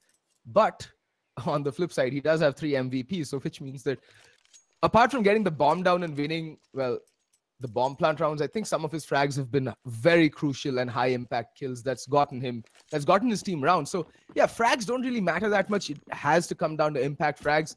But so far, he does need to contribute a little more to the team effort if they want to see off this game and have a good opening to the new season. And there we go. Sai spots out 3 heads, rushing in mid. Is completely blind. Marzel getting bum rushed. He's going to get taken down. Tries to stay alive somehow. And there's the, well, pincer towards B. Hellranger should be aware of this. This is what Too Easy love doing on pistol rounds. And Hellranger mollies it off. Very smart. Getting stuck on the scaffolding. Oh, God. The geometry of the map. Hellranger, what is that movement, son? What is that movement? He probably knows the map like the back of his hand right now, but I don't know why they would want Hellranger would want to push up because they have seen Too Easy play before on Inferno. This is not the first time that Too Easy is playing on. They should have expected that early push coming up. And Sai got a lot of information early on in the round. When he jumped inside the apartments towards Boiler, he spotted 3 guys going in towards alt mid, and that information should have been enough. And Sai, even though trying to get that angled shot onto waiting it out inside Boilers, with the flashbang after the smoke was impeccably timed. There was literally nothing that Sai could have done. And the rush was really good as well. But the push coming in from Hellranger, I don't even know why I forgot his name, but I think it would have been a little more appropriate to try and get some sort of banana control if you really wanted to push out. But I think pushing out was not the most appropriate play to make right there. And they are going to pay the price for it. It's only going to be Badman who's going to get taken down in the entire round. That too after the C4 went down and Recoil Master. Well, I mean, it doesn't make sense to go out and hunt them right now. I mean, see, the thing is, that previous round, it was just Recoil Master who was running utility for Too Easy Gaming. He had one Molotov and one flashbang. Wait, no, two flashbangs and a smoke. That's all he had to take into that round. And that's all they needed. One flashbang up mid, one smoke to block off Mazel towards playing from Boiler. And they just bum rushed, Sai playing from Boiler, and they just bum rushed Mazel. Perfect anti-strat. And now, only armor onto Amaterasu. Everyone's just gone for the upgraded pistols. They want to go into that first gun round with all the utility along with the weaponry. So that's a good move coming out from Entity Gaming. And they have been practicing multiple setups on the CT side, especially on Inferno. So let's see what Hellranger and his merry men have in store for us on their CT side. So far, Too Easy Gaming off to a flying start. Perfect pistol round. And, well, it's still quite early days in the second half. Anything can happen. The game can swing either way. Both of these teams are coming off of good performances and a winning streak. Well, that's a relative term because they have lost to SEA teams, but they did make it to make quite deep runs into international tournaments. And there we go, the B Execute coming in. Tito leading the charge with his Mac 10 and Badman and Rexy. And okay, everyone's just shooting everybody and now everybody's dead. That was just an absolute mess of a round, but whatever. If it works, it works. If it looks stupid, but it works, I don't even know what to say about that round. Even though Too Easy in the early round wanted to bait the CTs out, and if they have any sort of resources, they went in for the early banana control. They threw in a few flashes towards mid, trying to bait the CTs out, trying to get that early aggression coming from the CTs. But that was a really good read coming from Hellranger as well, not calling in the rotation till the last moment. So I think it was a good read coming in from both the teams, and they tried to play it to perfection, but in the end, it did not work out for Entity Gaming. Recoil Master still has that Mac 10, and the gun you like to call the daddy's little trust fund. And, you know, all of these names that you come up with, Fed, I don't even know how do you come up with these names? I don't know. I had a dream that someday I'll be a wordsmith, and I just read a lot. That's about it. Oh boy, and I think I barely ever read, but getting back to the game though, it is going to be an execute. I am kind of...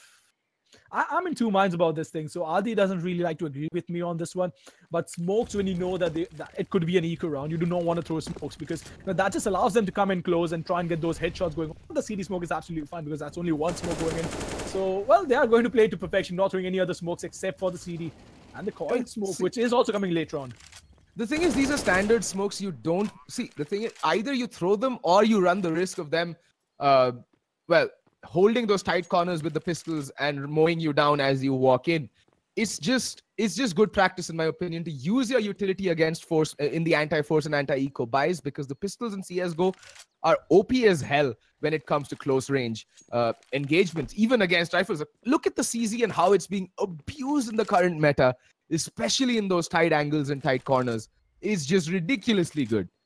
So there's no point. This isn't the best form that CZ was in. CZ was so good. I mean, JW was infamous for being so notorious with the CZ and his aggressive opping style. That was when the movement speed, while scoped in with the op, was high. And the CZ, you could just pull it out like a flash and, you know, go on and push them all you wanted. But yeah, talking about the sounded smokes, the CD smoke was absolutely fine. But some teams tend to go in and, you know, throw a lot more smokes than these. And I don't know why they do it. But at least for the Masters team, they are doing it really well. And we have a tactical timeout coming up, so this is going to be in the best time possible because this is going to be the buy round coming up for Entity Gaming. And all right, so since you work so closely with Equitas and you know that he's the coach for Entity Gaming, what do you think if you were Entity right now, what would you be thinking? I'd be like, okay guys, we've lost the pistol, all right, they caught us off guard, it's all right, shake it off, bhai ko op de diya hai, ab kya chinta. That's what I would be thinking, right? Sai does have the op, and we saw what he could do, and he wielded it to great effect on the T side. And T side opping Inferno is very, very hard. Let me tell you.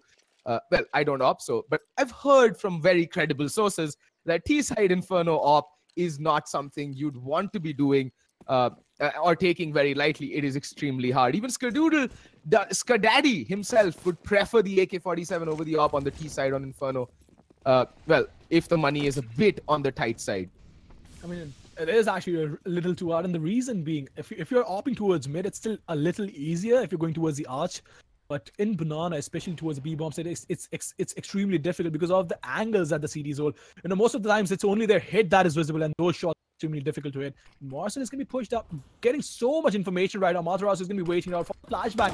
It's going to be spraying down through the smoke, trying to find the frag, but it's not going to be able to any frag at all.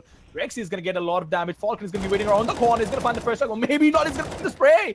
And is finally going to connect. Inside getting 3 frags. Right, he's going to go in for the 4th one as well. But Poki is going to shut him down. And that is going to be a really, really nice round coming in from Entity Gaming. Inside getting 3 frags. So, well, Bhai ki op is actually working out right now for the CD side. Yeah, like I said, Bhai ko op doge to round nikal loge. But unfortunately, is round Bhai ke paas op nahi rahegi. The one kill that Too Easy managed to get was the crucial one. That is Sai, who was wielding the AWP. And unfortunately, no one was close enough to retrieve that big green gun by the time the round timer ran out. So, Entity do win their first gun round. And most importantly, they do so by keeping 4 players alive, which means they will have a very healthy buy going into this round. But will we see a fast play coming out towards the B-bomb side? It is ill-advised. They are going up against a lot of utility. And Mazel and Amaterasu. The flashbang comes out and Amaterasu through the smoke. This man has got no chill. Neither does Mazel. They're just laying waste to this T side of Too Easy Gaming. And oh boy, Tito and Recall Master are going to be the only guys surviving.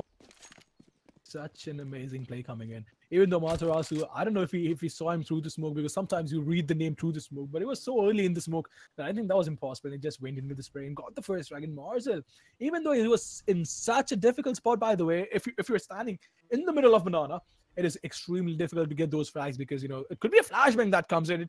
It just could be literally anything. 2 guys pushing in through the smoke, and he gets both those frags, and it's going to be Recall and Tito coming in, both of them towards Banana, 2 guys playing towards the B-bomb side as well. So this is a little doable if they not get taken out. If anyone gets taken down, it is going to be game done. That's it for them. Hill Ranger is going to fall back, and that is the most perfect bait and switch. Oh my god, look at this. Mars is going to be waiting out. He's going to find the first strike. It's going to get taken down though by Recall Master, being a little too ambitious, and Hill Ranger is just going to wait now, playing really slowly, and Recall Master is going to get taken down as well, and that is going to be the equalizer coming up for Entity Gaming.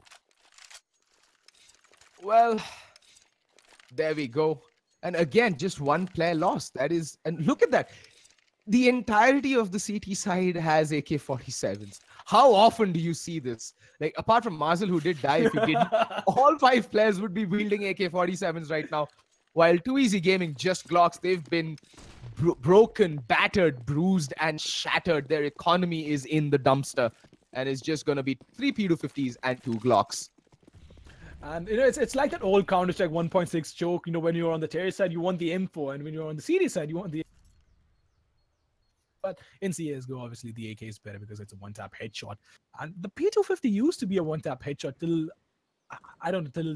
up until the recent last 8 months, and that wasn't even correct grammar, but whatever. Who cares? Anyway, I think Valve nerfed the P250 just a couple of months ago. They were like, nah, too OP. Anyway, Falcon gets 1, gets, what the hell, 2, finally. It's like shooting fish in a barrel for him.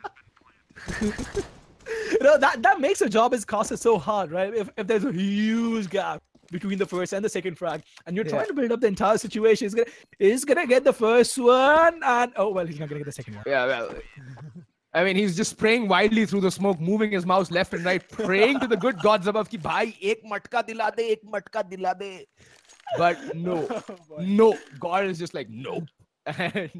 But still, Entity winning the round, but Too Easy Gaming, mission accomplished. They did get the bomb down. Recoil Master gets the AWP. And, well, let's see if Too Easy Gaming can turn the tides of the second half, because so far, ever since the guns have come out onto the playing field, Entity Gaming, it's been their game all the way. And what is this?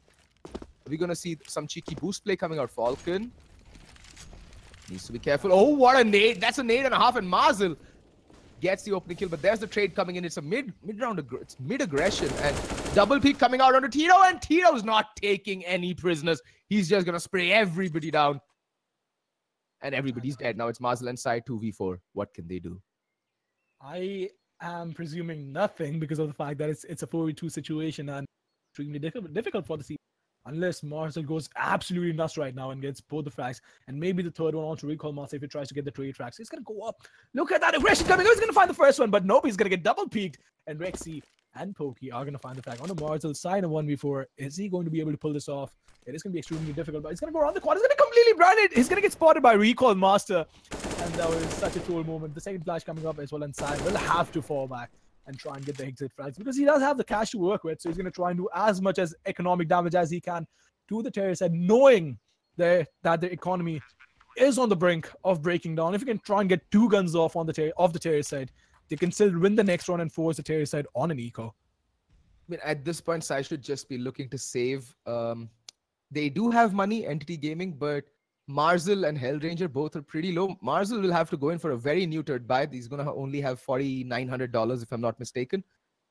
And the CD side economy already is just so difficult to manage. It is so much more expensive to be a CT than a T on Inferno, or on any map in this game, actually. Why am I saying Inferno? Brain fart, sorry, pardon me. Noob what to do. So, embracing the meme right there. Embrace it, young Padawan. Embrace it. That's one of the things. But I mean, even though we have such wonderful viewers, and today, by the way, we hit 500 viewers on the very first day of ESL India Premiership. If you guys have any questions for us casters, do let us know and we'll try and answer them if we do look at the screen on the left-hand side. And well, talking about embracing the meme, you have to do that once in a while because Tito, we have everything. We have a lot of things for a lot of players. Tito being really savage at the desk. So I didn't even know what to say about him because he's so nonchalant, just like Marzel, right? He's so nonchalant with the interviews on the stage that he just doesn't care. He's the cool. I don't care who's playing against me. I'm just gonna go in and destroy everyone. And I mean, he doesn't have that mental block. I mean, that's a very good attitude to have. It's confidence, and it's not misplaced confidence, to be very honest. I've been watching Too Easy play, and yes, Tito has been a bit. Both Tito and Marzel have had their ups and downs. They're not really very consistent. But when they're on their game, they are almost unplayable. And it's very important for players like Marzel and Tito to be feeling it because they're very emotional players. The more they're into a game, the more the more confidence their team puts into them, the better they'll frag. And Rexy gets the opening kill onto Hellranger. No damage taken. Hellranger just all of a sudden realizing that his head has been knocked clean off his shoulders. Well, Hellranger is going to get taken now. And I was just reading the chat right now, and I think it's going to be a pretty slow round coming in. So I think, and address one of the questions in the chat. Why do we not cast in Hindi? We could cast in Hindi, but then again, it's ESL India Premiership. I don't even know why we're casting in English. But anyway, so getting back to the game, Marzel, Sai, Falcon, and Amaterasu. They do have quite a few resources to work with, but the terrorist side, again, they have a few smokes. Actually, 2 smokes to work with and 2 Molotovs. So they could try and bait out a few resources from the CD side. And Falcon is going to go around the corner. The flashbang coming up. The second flash as well. I don't even know what you call that. Revenge flash. What do you call that? I forgot the word. Team flash. You call that a team flash. No, it's the counter flash. How can I miss that word out? The counter flash coming in from the terrorist side, and Falcon is going to go down just like you call it, sack of potatoes. But the flashbang again from the CD coming out. Sai is going to be waiting out behind this. Marzel in the first frag, laying it to perfection. Sai is going to back him up. The second flashbang going out, and Sai being the boss, being Gandalf right there. They don't have a smoke for CT. But Sai just moving into construction a little too early. Oh, almost. Oh, well, no time left, and there goes the bomb. Now Pokey needs to stay alive. No, Pokey will die, and that too after the timer. So he's gonna get 0 money. He's on $0. Nothing. He has nothing to take into this round. Wow. Sai, the hero plays yet again. And I won't even say the synergy, but the timing from both the players. That first pick from Marzel was so important. He realized that there is a smoke in front of him and he has to go out and get the first strike, because if he allows them to come up towards the bomb set, Sai will not be able to back him up.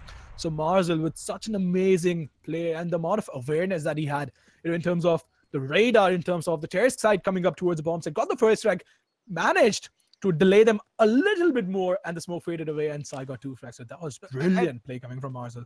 What I don't understand is Too Easy's thinking going into that B take very late round is why not smoke off CT? If you've got 1 smoke, and I've said this a million times, if you've got 1 smoke going in towards the B bomb site, It's CT you smoke, not coffins. And Sai, oh, missing a very simple flick shot from the looks of it. Not ideal at all. They still have 2 smokes left. And oh my, what?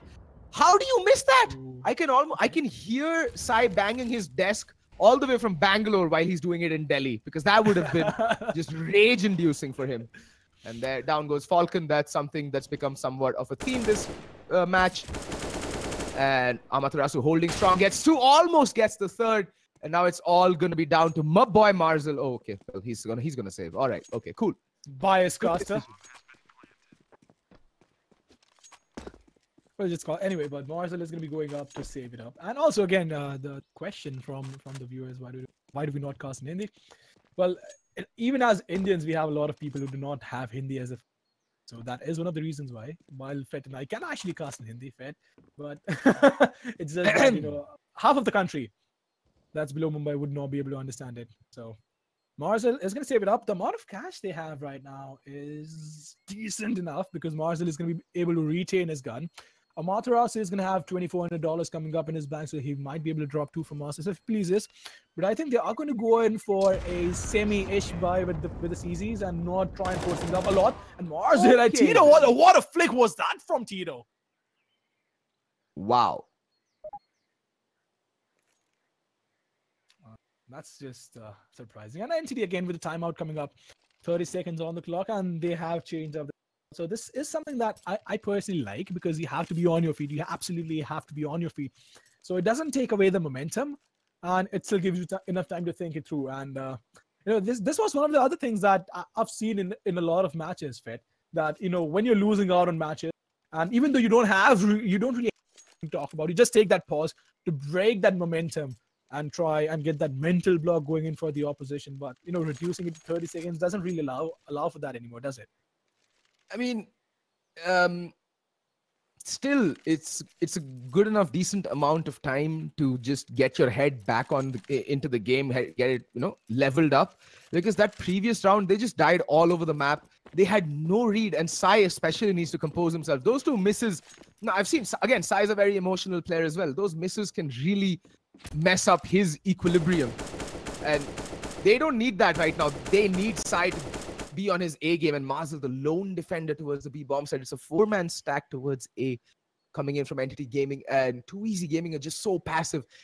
1 minute and 30 seconds left on the clock, and 3 players are still just outside T spawn. This is very slow indeed from Too Easy. They're just waiting for the picks. Now, finally, it looks like it is going to be a B hit. Marzel is going to have the weight of the world on his shoulders, and all he has on the B bomb site is 1 smoke, 1 flashbang, and a CZ. Now, I know Marzel's a very confident player. He says, I don't need a gun, boys. I'll just take my enemies' guns. But these enemies are actually good. So be very, very careful, Marzel. And he's just going to give up the B-bomb site. And I think they should just save. They should just take whatever investment they've gone into this round and just take it into the next round. 4 players. A 5v5 retake on the B-bomb side on Inferno is a highly unlikely favorable outcome for the CTs. That would just be like one of those retake servers Too Easy keeps on practicing on. Also, by the way, these guys practice a lot of retake, and that's their chilling session when they're not playing on So Strong next, by the way. And so 5v5 retake, it's highly unlikely because they don't even have resources. Even if you do have the guns and the resource, it's still really, really difficult. And even if you try and go, it's going to be a bloodbath, and everyone's going to be confused. Like the second round, I think, of the second half, where everyone was just shooting everyone, and nothing really worked out. So the series, and Marzel actually, just managed to crawl away from the B-bomb side and the tier side as well, giving the respect that Entity deserves. Not trying to go in and hunt them down because they don't really have a lot of cash to work with either. So a smart play coming in from Too Easy, and Entity will have to absolutely go out of the way and try and get this round, because if they lose out on this round, they won't have a lot of cash to work with. And I see this going, if Too Easy picks this one up, I see this going to 15-12. Yeah, that's the thing, right? If they hadn't gone for that save that previous round, they would have been in for a world of hurt, because they wouldn't have any money or anything to work with, and Too Easy could have just run away with the rest of the game, not even the half. And Sai, excellent opening kill on a bad man, and doing the smart thing, falling back, no need to re-aggress, no need to face again and, risk dying unnecessarily. And El Tito is going to be the one to Rexy, and these guys are crazy aimers. And they do have a lot of resources. The Molotov and the smoke as well. No nades though, and they don't really need nades either. And they're just gonna throw in the smoke, try and waste a bit of time. And I don't even know where I'm heading with my grammar, but Hellranger's gonna be waiting. Now the flashbang coming from the CTs, and he's gonna push him through the smoke. He's gonna try and wait it out, and he's gonna pre-fire around the corner. Tito is gonna hear him. Recall Master in the first drag. Hellranger's gonna fall back towards A bombs, and almost being taken down right there. Tito being a little too slow, and it's going to be a 3-man stack coming from the CTs, and Marcel is gonna be coming towards the library area as well.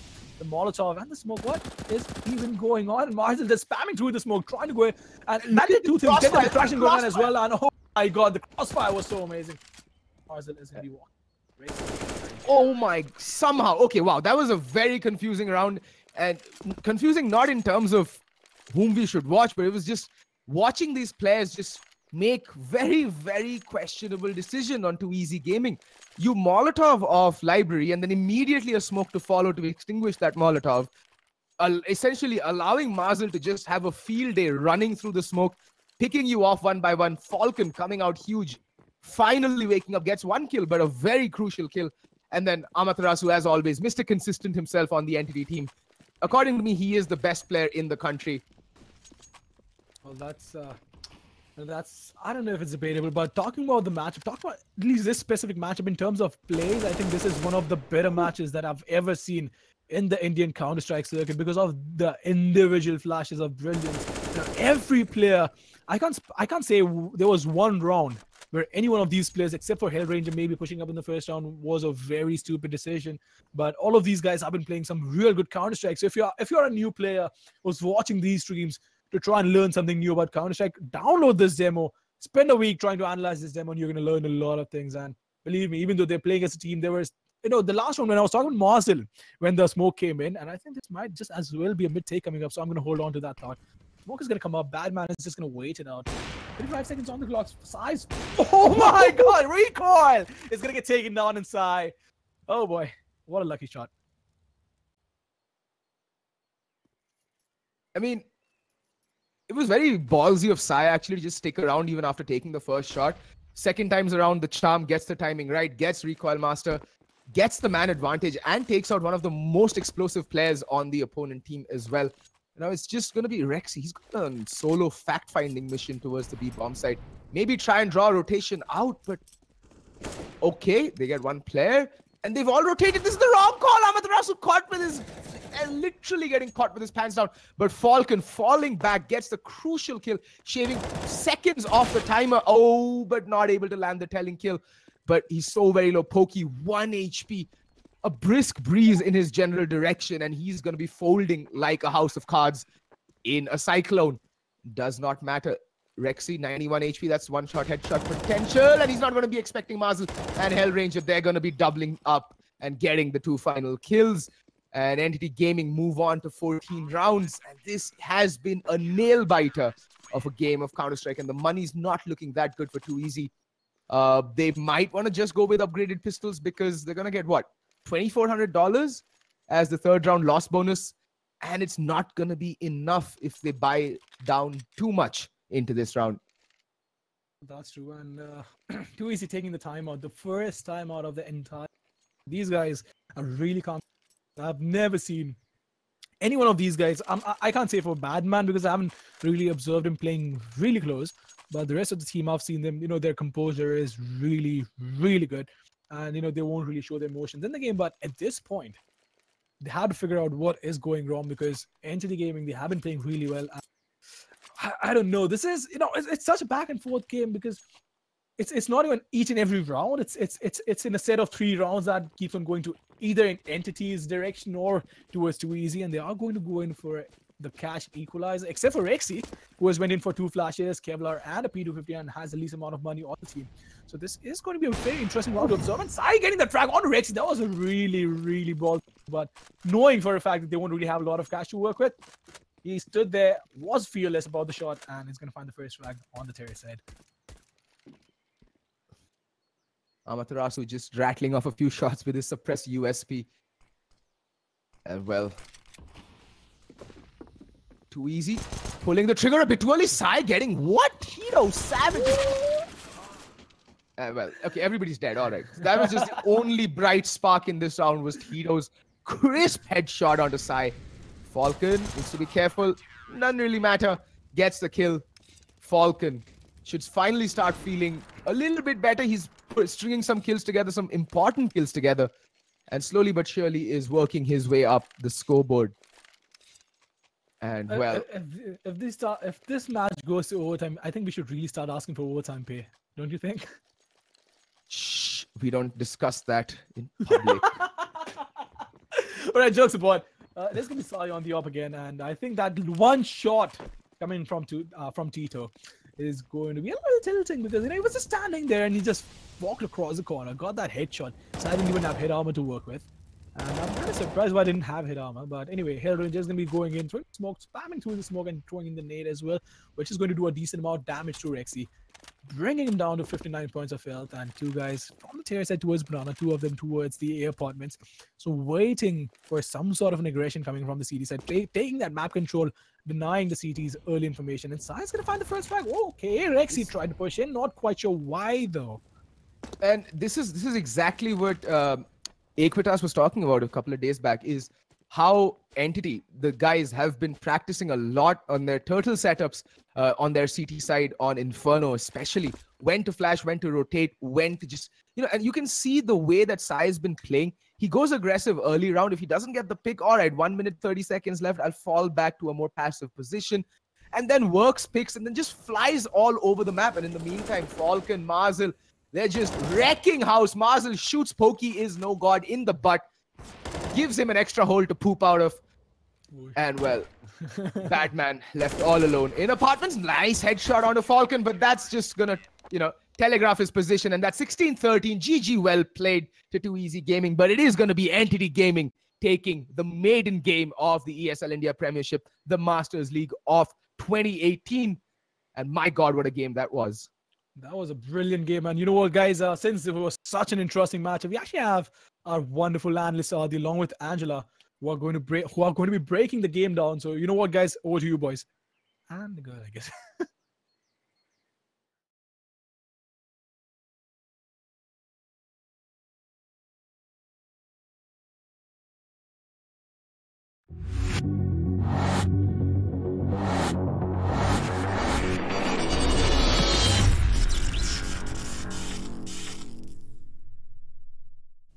Welcome back to the ESL India Premiership, 16-13. Not bad for boys in Too Easy. I mean, know, they but started off well. They started off really well, but it's a sort of the same thing over and over for them again, isn't it? It's just like right there, but just not over the line. Yeah.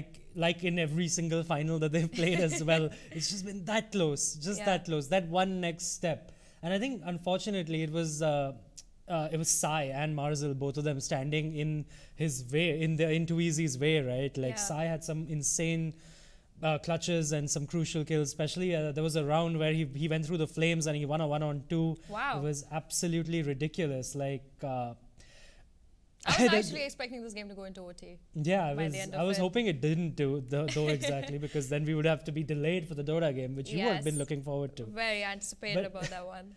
But yeah, I mean, just talking about this game even more, right? Like it was exactly what I thought it would be. It was the basics of Counter-Strike, the fundamentals, the trade game, and even Too Easy throwing in some sort of some curveballs, you could say, in there as well, and making Entity readjust and things like that. Correct. And I think Too Easy eventually could not readjust to Entity's game plan, which was that methodical play, like figure out, get map control, place your smokes, and make your flash in and make sure your enemies are flashed when you walk in, and finish off the round that way. And Too Easy on the flip side, on their T side, were really good with their smokes and with their executes, except the point that was lacking was the flashes. Nobody was flashed. There was a round where Sai was in pit, he got 3 kills with the op, not flashed even once. Like, the placement of their flashes, the timing was a bit off, and I think that was Too Easy's downfall. An experienced gameplay coming out there from Entity Gaming, I should say, at the end for themselves, because they were suffering quite a bit at the eco rounds. Yeah, but yeah, I mean, I think that's about it, and I think we should close right now, because we have a Dota game to go as well, and we have been quite delayed by this CS game going so far as it did. So we're going to take a quick break, and we'll be coming back with Dota.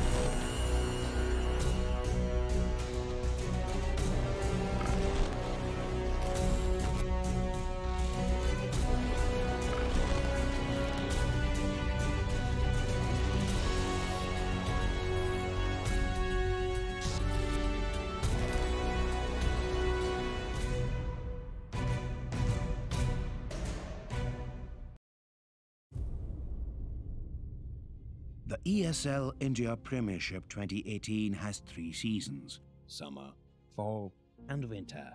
The summer season takes place from April to June, while the fall season runs from July to September. Finally, the winter season takes place from October to December. Coming to tournament formats, each season is divided into 3 tiers: the professional tier, the Master League; the semi-professional tier, the Challenger Series; the Open tier, the Starter Cups. Moving on to the frequency, every season in the ESL India Premiership 2018 will see 1 Master League, 3 Challengers.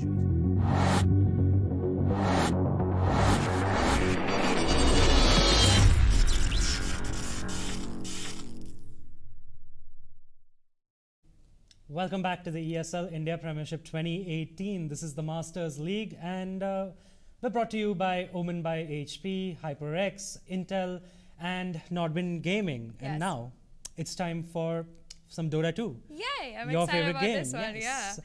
So before we get into the games, Yes. before we get into the specific game today, I just wanted to play a little video about the 12 teams we've invited for Dota 2. Let's check them out. Yeah.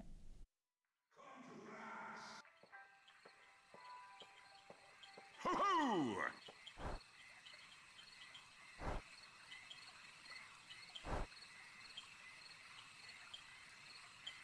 He zips in. I've got to keep my camera focused on this guy.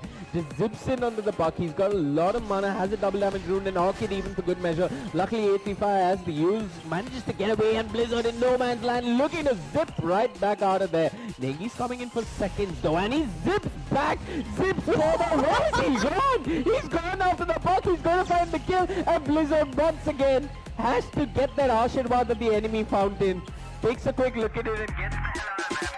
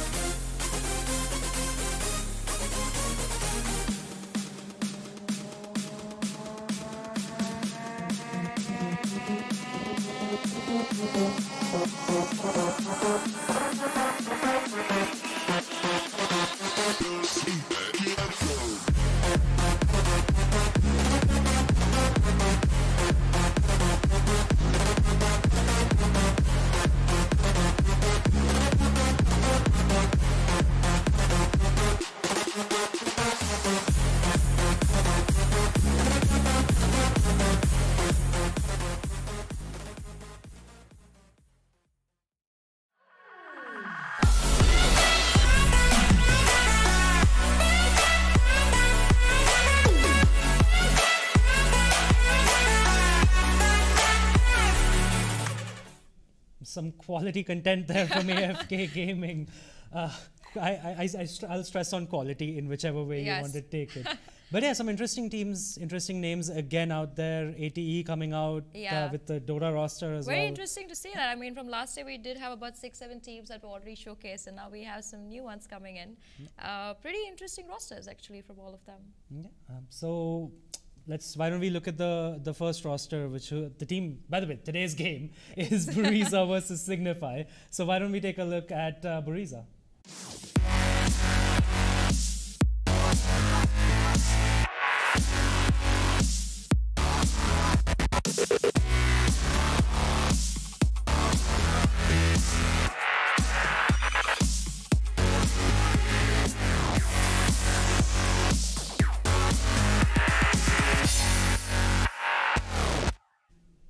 So that was Buriza Esports, or Buriza, or they're Buriza. Maybe they're Buriza, you know the name. Yes, they were basically from Hyderabad when they originally started. As of now, they are boot camping in Delhi.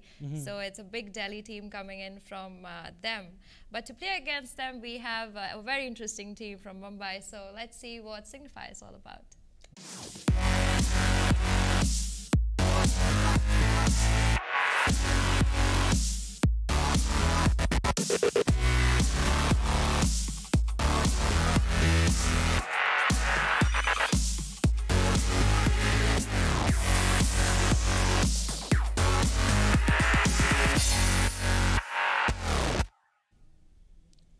And welcome back. That was Signify for you. Yes. Signify, what I understand is they're the Bombay boys. Yeah, and you're very excited to say that. Yes, of course, because it's a Bombay versus Delhi thing right now. Yeah. And I don't know why it's always been a rivalry. And to be honest, I hate Delhi as well. I hate it when I have to be here in the studio. But and I do miss Bombay every single moment of my waking existence that I spend in Delhi. And I think that's the only connection you kind of have with Dota too as of now. That they are from Bombay. That's it. That's my only That's my only actually, no, I have a connection with Crowley as well. I used to play with his brother in Counter-Strike Source. Actually, his brother played Counter-Strike Source. It was Rishi Sen.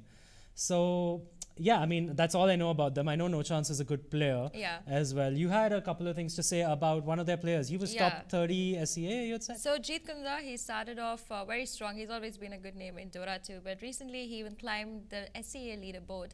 He was at a point even on top of it. He was in the top 10.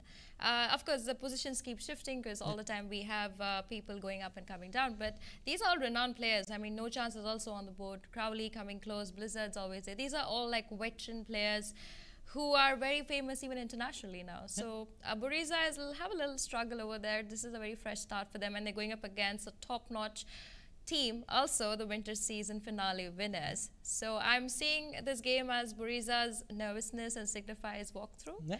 So, I mean, we can find out soon as well. The draft is live for us, and the draft is gone for us again. But yes, I mean, what do you expect? What are the picks going to come in? You were talking about Crowley's role changing as well.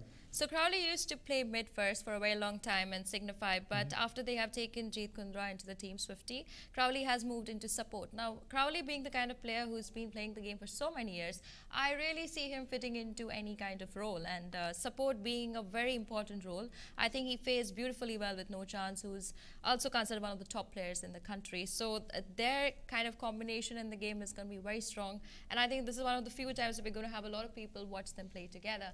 And the draft is live. By the way, Buriza is on the right side of your screen. All right. So I do see that for now Signify has gotten picked up the most prominent picks as of now. The meta changed very well. We have Tusker and Dark Willow coming in there from Team Signify, and the reply to that is the Witch Doctor and the Puck. Now Darshan plays a brilliant offlane Puck, so I see them picking up the Puck as an offlane hero. In the bans we see Signify has opted to go with the Nyx Assassin, Omni Knight and Brewmaster ban, while we see that Buriza has opted to go for the Elder Titan, Silencer and Beastmaster. Now these picks are basically based off Buriza's playstyle, where they like to really fight a 5v5 battle, while Signify is a kind of team likes to just take pick-offs very early in the game. So I'm hoping to see that is Buriza going to play their 5v5 battle and outwit Signify together, because if they are going to be left alone, I think that Puck is going to struggle a little bit. I wish I could give you some helpful input at this point, but Yeah. my Dota 2 knowledge is about 100 It's hours like my of Counter-Strike. drunkenness. That is my Dota 2 hours played on Steam. 100 hours while I was completely blackout drunk. Well, it's better than my Counter-Strike hours. Yeah. So But I mean, the thing is with Counter-Strike, at least you don't have so many heroes to pick from, Yeah. so many like hard choices to make, right? Correct. Like, and I think and the one thing I know about Dota is like your draft basically makes or breaks your game. True, If it's you about do screw up in the 50% draft, of your winning. Yep. It's about. So for now, we do see the bans coming out again. Lifestealer and Juggernaut getting the carry bans from Signify. While Razor and Gyrocopter get respectful bans from Buriza. They opt to pick up the Sand King. It could be a 4th rule Sand King roaming once the puck gets level 6. To the reply to that, we see a Bane pickup coming in there from Team Signify. Going with Tiny. Tiny mostly is going to be played by Negi in the offlane. He's a fantastic Tiny player. It's going to be Bane and Tusker, who will be mostly their supports unless the Tusker is sent in another lane. Very versatile draft coming in here from Signify. Kind of confuses Buriza to know exactly what they would go with. I'm seeing Bane, and I did see Crowley play the Bane earlier this year. So I'm going to be mostly seeing Crowley play the Bane again. He's pretty good at it. Is this going to work with, you said Crowley has changed to a support role. Is Bane a support hero Yes, now as well? Bane is So- mostly played as support. Yeah. Okay, so who do you think is going to play the mid lane now for, Signify? unless we haven't seen the pick yet, but yeah. It's going to be Swifty playing the mid. He'll either opt to go with the Queen of Pain, a Templar Assassin, 2 of his favorites. As of now, Signify can even go with a tank. They don't really need it. They need more of burst damage, so I could opt to either see a Templar Assassin or even a Dragon Knight. Storm could be his top pickup. As of now, they have banned out the Tinker, which is one of Swifty's main heroes, so they're making sure that he doesn't get that. The reply to that from Team Signify is a Phantom Lancer. He's got a lot of upgrade in the past few months. They are going to pick up the Spectre from Buriza.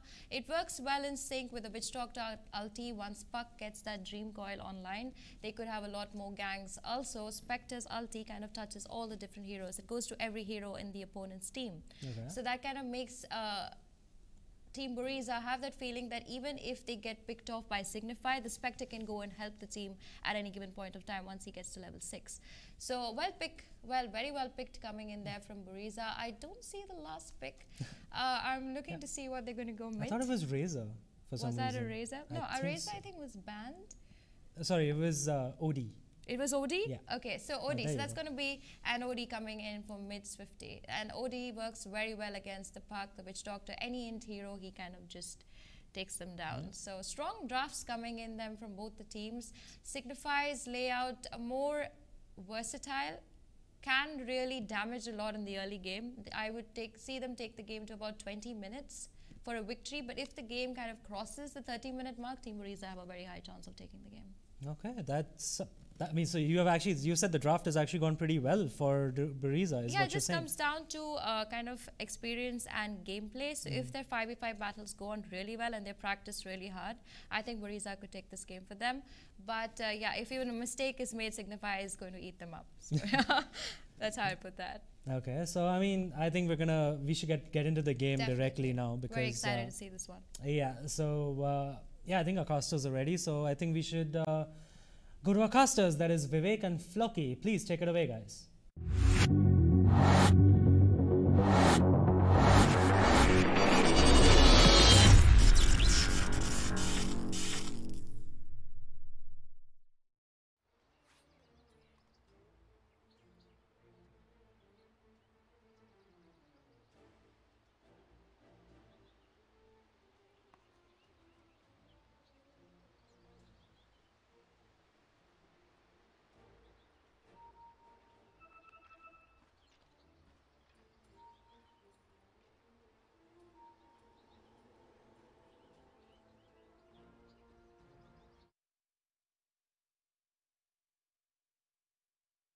Bane. The task is going to be handled by No Chance, who's heading towards the bottom lane. Negi is going to be playing the off-lane Dark Willow, a rather unconventional choice. Ori being played by Swifty in the middle lane, and Tiny being played by Blizzard. So, not too surprising to see the heroes being picked by Signify, but I'm rather surprised to see the roles switch up. We did know that Crowley has been playing support of late for Team Signify. How well it's working out, I'm not too sure about that. Pings have been coming out from Team Buriza, so they have spotted the ward in the top lane.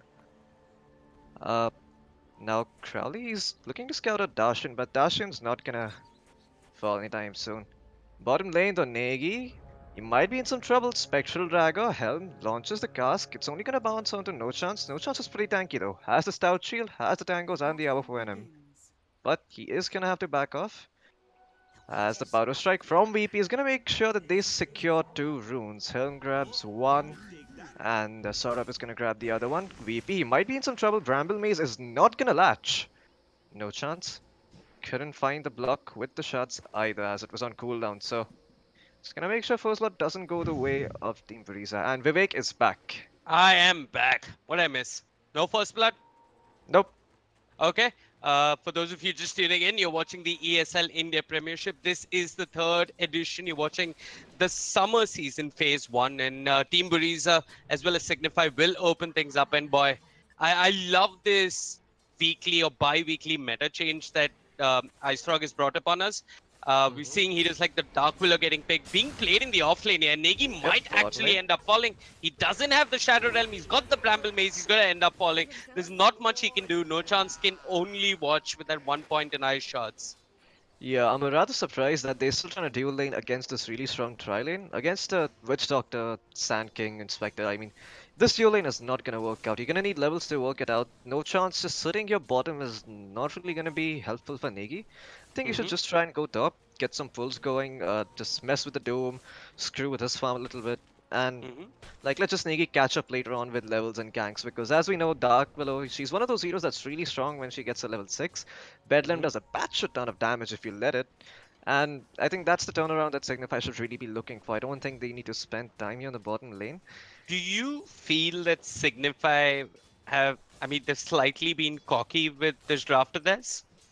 I would like to think so, because all these heroes are rather greedy. I mean, Tiny doesn't come... I mean, Tiny you can say is one of those picks that isn't really that greedy. Like, once he has his blink, he can start moving around the map, which I presume is what Blizzard is gonna do. Odie, on the other hand, too, needs a lot of farm, and Puck is one of those heroes that actually does pretty well against the Odie. As we can see in the middle lane, the Puck is actually 8 for 0, and Swifty is 5 for 3. So he does have the upper hand in the CS department as of now, but I'm not sure how long that's gonna last. Bottom lane, they're looping around for Negi again. They've got the cast, the daggers there, the Burrow Strike to hold him in place. Negi turns around from the Shadow Realm, does a fair bit of damage, will manage to bring down Helm, and there's no chance with the snowball, with the save. It's now a 2 for 2 for all intents and purposes in the bottom lane, but VP goes in with the Burrow. He'll find the trade, he'll find Negi. And I think Team Buriza are okay with this. They're losing a support, but they're getting an offlaner. Team Buriza, they just need to make sure that they don't lose the Sand King, because that's gonna set him back further, and you don't want the Sand King to be behind at any point in the game. It's one of those heroes that always does well if he has a bunch of levels, and if he doesn't have that, he's not gonna have that impact on the game that you want him to. I remember you asking me before the game, like, who's Team Buriza? What are the ranks? Who are these players? I haven't heard of them before. I'm going to get back to that a little later. Bottom lane, Saurabh needs to be careful. He's chilling in the Bramble Maze.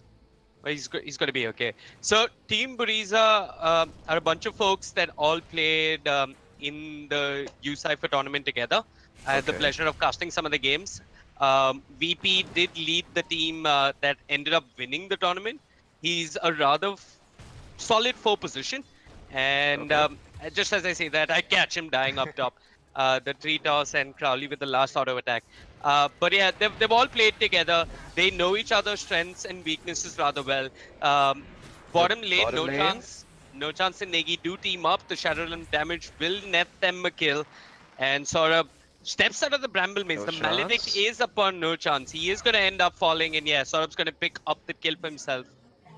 Yeah, that Dark Willow with the crazy attack animation, man. She can dish out a lot of damage. What's her? It's like 1.4 seconds. That's her attack speed. It's so damn fast in the early game. The base attack time, I think only Oracle comes as close to Willow in that matter, and I think that's one of the reasons why Willow is really good in these 1v1 situations, because the moment you start trading right clicks, hold that thought, bottom lane, Saurabh. Yeah, he's dropping low. The cask is there from Helm. The shots will block them off. They need to chase, but he's got the dagger, and that free pathing will allow Saurabh to survive. Yeah, Team I like. Buriza barely dodging a bullet there. Yeah, one charge is coming in handy there for Saurav. I think he had saved up around 10 one charges. And look at this. How convenient. The region rune has spawned in the bottom lane. Oh yeah, Sora picks it up for himself. Ah, look, top Up lane. top, Oh, top. so, Actually, sorry, that's across bottom lane. all lanes. Okay. What was that?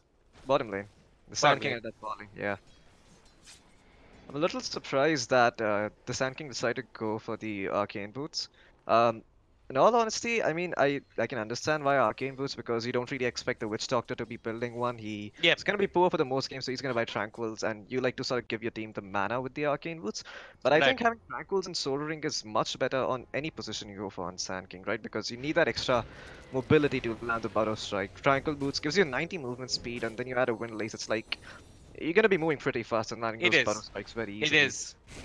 Mid lane, up top, they are going to toss Darshan out of position. He has got the Scorched Earth and he's matching up with both Crowley and Blizzard. I don't think he's going to come out on top here.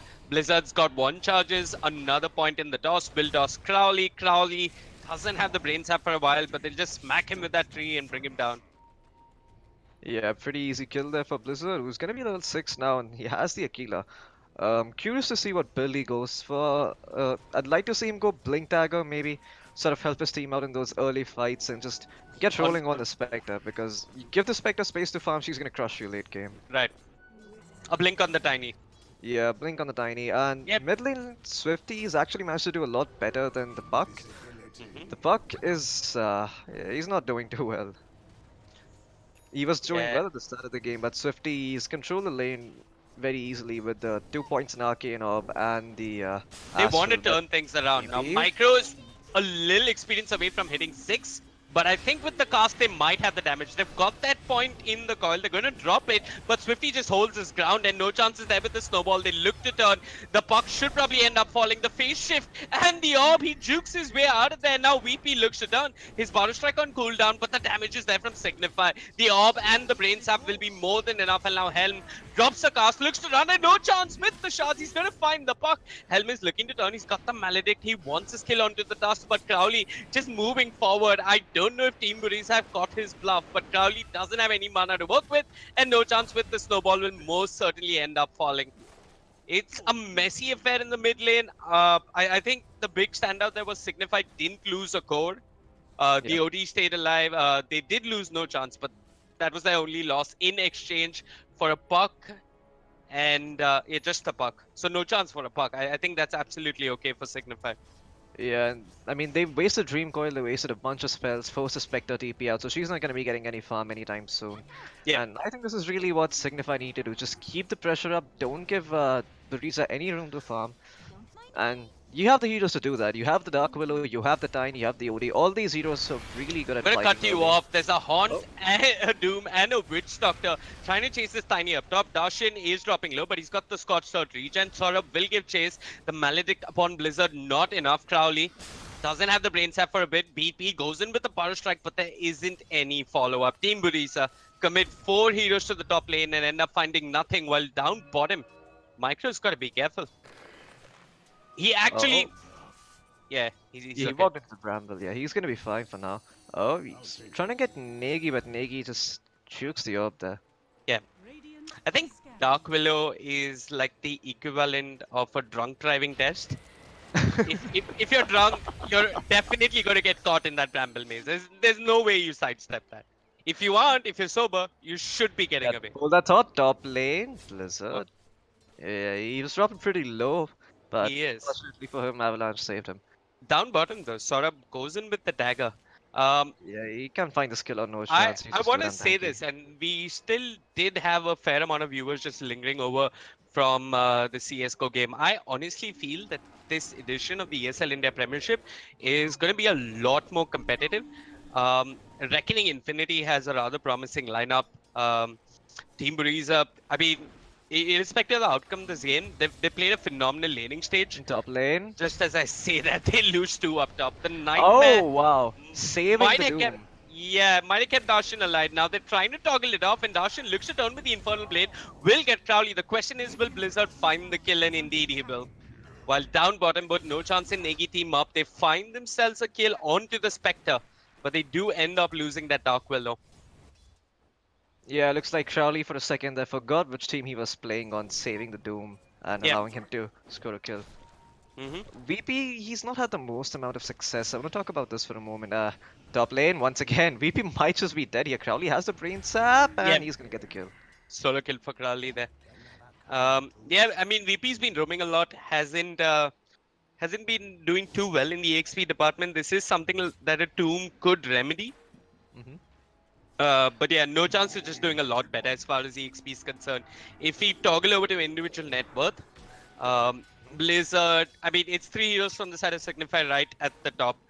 Signify, I mean, it seems as if they've won their lanes rather handedly. And yeah, and this is what Signify have been doing in the past ESL and their premierships. If you notice, they just win the laning phase, and that sort of throws teams off balance. They are sort of confused as to how to recover from the poor laning phase, and just topple over completely.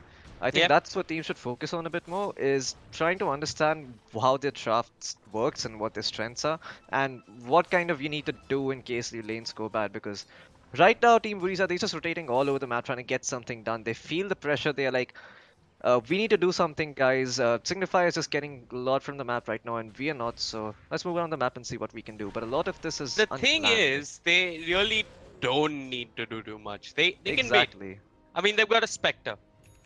Yeah, they've got down bottom though. Negi and No Chance. There are once again they're trying to bring down the Spectre. The Bedlam doing a fair amount of work on the Witch Doctor, but he's going to survive. Here comes Micro with the coil controlling Negi. The Waning Rift and the Orb will bring him down. No Chance trying to run. Micro without the coil has no real control here.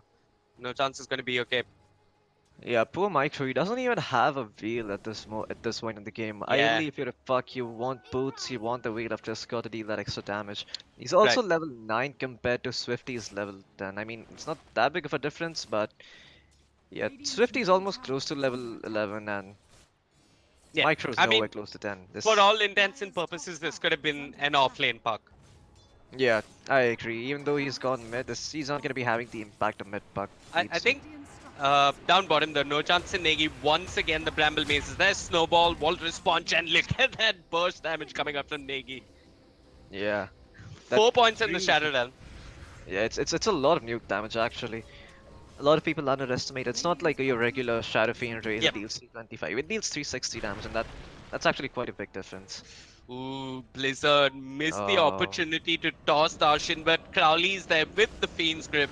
Blizzard with the vision, the toss back for good measure, and the Brain Sap will bring down the Doom. Yeah, I mean, this seems like easy pickings for Signify right now. As long as they have Fiend's Grip and as long as they have the Tiny around, you're always going to be able to find kills and threaten any hero who's going to be there. OD might be in some trouble in the mid lane though, or is it the puck? Really, I don't think so. I mean, that Waning Rift is going to negate some of the Arcane Orb damage coming out from Swifty. Swifty needs to be careful. He's got an Astral if he wants to save himself. He's copping a lot of damage. No Chance prematurely with the Snowball trying to save Swifty. Ends up going ahead. Finds the kill on a Micro somehow, but No Chance might pay with his own life. Saurabh joining these fights early. Has a bunch of one charges. Has the phase boost. But at mid, they've got the Dark Troll Summoner with the Instinct controlling Swifty. The devout Dark Troll Summoner, in fact, and here comes Negi on the Dark Willow. Has the Bramble Mace in the Bedlam, will find the Spectre. VP controlled with the Cursed Crown, turns around, lands a 2-man Power Strike. Negi and No Chance might both end up falling, but they'll take the Sand King first. No Chance with the Snowball, wants to try and bring down Darshan. The Terrorize being channeled, will control both the Doom and Helm. And the Brain Sap, along with the damage coming up from Negi, will bring down the Doom. Micro back into the mid lane, searching for some sort of a trade. Helm and the rest of Buriza, they lost 3 heroes, including a Spectre, and all they found was an OD. Signify getting away with murder in the mid lane. Yeah, there's not... I don't know what's up with Buriza at the moment. They're not playing the way they need to. They're just responding to Signify's aggression a bit more than they should. I think they should just cut their losses and try to get farm on the puck. This puck needs to find his Blink Dagger before he starts making plays around the map, or at least his Veil of Discard, whatever it is that he decides to go. You know what? I honestly think it's a little too late for Team Buriza? For a Veil. I mean, I agree. It's too late, man. I think you just go for the Blink. So I agree. The point of going mid on the puck is to get that Veil by say the 11-minute mark and have impact across lanes. And I mean, he's not done too much. Yeah, it sort of also helps you push the creep wave out. So if the enemy mid laner decides to go for a rune, you just use your you use your two nukes, even though they don't deal that much damage. I mean, usually either Max Illusory or the Waning Rift. It's enough to clear the creep wave, and then you just pressure the tower and take the tower. But Absolutely. it's not what's happened for the Puck. VP2, he's been trying to roam around all these maps, setting up the kill, but it's not gonna work. He needs to realize that his team needs a bunch of levels. They need some breathing time. They need some ultimate sub to fight. Blizzard, he's super tanky. He's not gonna die anytime soon. Bane as well. He's deceptively tanky with the brain sap. That's 300 extra health that you need to account for. Tusk as well now has an Urn of Shadows and 1200 HP. He's not gonna die. Dark Willow is sort of the only real hero they can kill, but I think they've also sort of already lost that window because Nagy has his Yule Scepter. Yeah. Yeah. And just look at how aggressive Signify are playing at the moment. They're just pushing out creep waves, skipping creep waves, and oh, Blizzard! He's gonna find Darshan. What the hell? I missed that. Was that in the Radiant jungle? Yeah, I was in the Radiant jungle. I was looking up top with both VP and Helm. They're trying to bring down Crowley. Look at the hit. A 5-position Bane will lead the Death Ward and an Epicenter. Helm does get caught in the Bramble Maze, and with the Curse Crown and the Shadow Realm will end up falling. VP looks to turn, has the Butter Strike, not a single point in the Sandstorm. He's gonna end up falling as well. And somewhere. Oh, yeah, that was down bottom. Darshan died as well. Scraps of Fred and Signify, they're just eating all the meat. Absolutely. In this game. Swifty, he's gonna be okay with the Astral though. Good awareness there. Saw Micro going forward and didn't want to have any of that aggression. Doom is still the backlines. They might find Swifty if he's not careful. He's just gonna go for the TP out. But the Doom is there, sort of with the horn. I mean, Team Buriza, I think that was worth it. I think that was absolutely worth it. I mean, I don't think you needed the Spectre there, but okay, you just spent 3 ultis and now Spectre. I mean, the Spectre didn't even get the kill, did she? Right. So, I'm not too sure how good that ulti was, but... No, Darshan got the kill. Yeah, I mean, they're all out of ultis now, and now Signify, they can just go. Their ultis have really short cooldowns. You have 30 seconds on the Bedlam. You have like, what, 36 seconds on the Walrus Punch. The only real big cooldowns you have is the Fiend's Grip and the Sanity's Eclipse. So Signify can fight whenever they want, but Buriza don't have the luxury. They need to wait for the Epicenter, the Doom, and just like that, Blizzard, he's gonna find the Spectre, and Saurabh is not happy about that. They've got the Shadow Observer Ward. He walks in with his Shadow Blade. The good news is that Team Buriza recognize what's going on. They're gonna get the D ward off, and yeah. Did they? Wait, who popped the smoke? Okay, both the supports on the side of Team Buriza. Helm and VP on the hunt. Nengi, I mean, he's pushing out the top lane all by himself. Might be pushing his luck a bit too much here. The Yules and the Curse Crown, he's going to set up a fair amount of control onto Darshan, but VP's there with the Butter Strike. No, I mean, come on, that wasn't happening. It is a dominating streak. It is a kill going towards the Spectre. Yeah, no chance. He's just taunting them. He has the Blink Dagger. Oh, but VP gets the Butter Strike. Snowball. Save him for a while, but on the backline, Saurabh's just gonna end up falling in now. No chance. He's eating the Death Ward. He's gonna end up dying as well. Crowley, he's trying to get the Fiend's Grip off, but he's silenced for now. Crowley's got to be careful. Blizzard controlled by the Ensnare. Both Signify, I mean, Swifty as well as Blizzard want to fight. They will find Micro with the Fiend's Grip. Blizzard is chasing for more, all the way to the Radiant Shrine, bumps into Darshan, probably looking to toss him right back, and he's going to do exactly that. The Eclipse committed. They're going to find Darshan, but Helm will run for the time being. Blizzard actually chasing with that Shadow Blade. Should probably end up finding that kill. VP goes back in with the Butter Strike. Signify, do they have detection? Yes, they do. Crowley with the Sentry gives Swifty a triple kill. Blizzard? Is he gonna fall? Wait, what the hell is Blizzard Blizzard doing? I mean, I think he copped one tower hit or one hit from the Witch Doctor with that Maldic. He's just causing deforestation on the map of Dota. So yeah, I mean, I think the first thing that Team Buriza need to do is... They just need to stop fighting so much. They just need to push these waves out. They need to have Puck pushing out all these lanes, making space for the team to farm. And once they have a few core items like the Blink Dagger on the Sand King, which 18 minutes and he still doesn't have that. I mean, after you get first blood on Sand King, that really shouldn't be the case. They need to wait for the Blink Dagger. They need to wait for Doom to get one big item, maybe something like the Shadow Blade or the BKB. And then they can start to look for these team fights. I mean, Sort of so like they trying to gave ride a car without an engine. they gave Doom the offlane, but he hasn't really done too much with it. Well, mean, Doom is one of those heroes that you sort of need to. You have different you have different skill bits for different situations, but hold that thought. They've got Blizzard with the coil, the Haunt is there, quick defensive Astral coming out from Swifty. The left Blizzard to drive, but they've got the Terrorize coming up. That's going to send back Darshan and Saurabh. And here comes Negi with the Bedlam and the Bramble Maze. The Shadowrun damage will bring down Darshan. Micro looking to hop out, but the Avalanche is there. Swifty will get the kill. He's dominating at this point. And Negi, he's caught out the Spectre as well. Saurabh trying to run, turns around, drops the dagger. The shards will probably end up blocking him, and no chance. Yeah, he's going to snag that kill for himself. Yeah, he's gone for the max Tessellate build actually, not skilling that many points of dispersion, and as a result, he's going to be taking a lot of damage from these nukes. Yeah. Top lane, Fiend's Grip out onto VP, and he's just going to get pounded to death by Swifty. I mean, there's not much that you can do now. I mean, they've got their blink on the Sand King. They should probably be looking to take. I don't know if they should be taking fights, but I think you also don't want to be in this place where you're giving up too many towers and then the Spectre has no space to farm. I mean the Spectre hasn't had the space to farm since minute 1. She's exactly. Insanely hard, and I think the right going to get too much.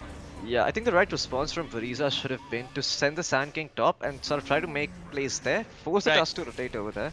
They've got Swifty though. The dagger's there, the orb, the Doom. Yeah. That's a mega kill streak. Well, they committed 2 ultis, found a kill, that's good for them, but Crowley, look at him, he is so damn cocky. I mean, this is silly, but VP, he did the right thing. He jumped onto Blizzard. Unfortunately, the control was in their helm. Pushed back with the Terrorize, will fall to the Tiny, and Blizzard moves on for more. He's caught Darshan with the toss. The Curse Crown is there. That will eventually proc onto Darshan, who turns around, drops the instant. VP 2-man Burrow Strike, but where's the follow-up? It just isn't there. Darshan ends up falling. Micro trying to bring down this Tusk. No chance with the Snowball. The question is, where is he going? He's going to low ground. He's going over to the Ancient Cap. Negi turns around, drops the Curse Crown. The Avalanche is there. They want this kill on the Tusk, but no chance survives. Earns himself, and Saurabh ends up falling. Helm comes in with the cast, the Maledict and the Death Ward. They might find Blizzard at the very least, and indeed they will. That's a godlike streak taken away. VP still has another Borrow Strike. He's gonna throw it out onto No Chance, who turns around, drops the shards, finds the kill onto the Witch Doctor, and might find VP as well. I mean, this is a Signify outclassing their opponents. It's not even about the draft, it's just about the plays. No chance, they're barely getting away with any amounts of HP. Helm had to buy back just to secure the kill on the Tiny, and even then he ended up falling.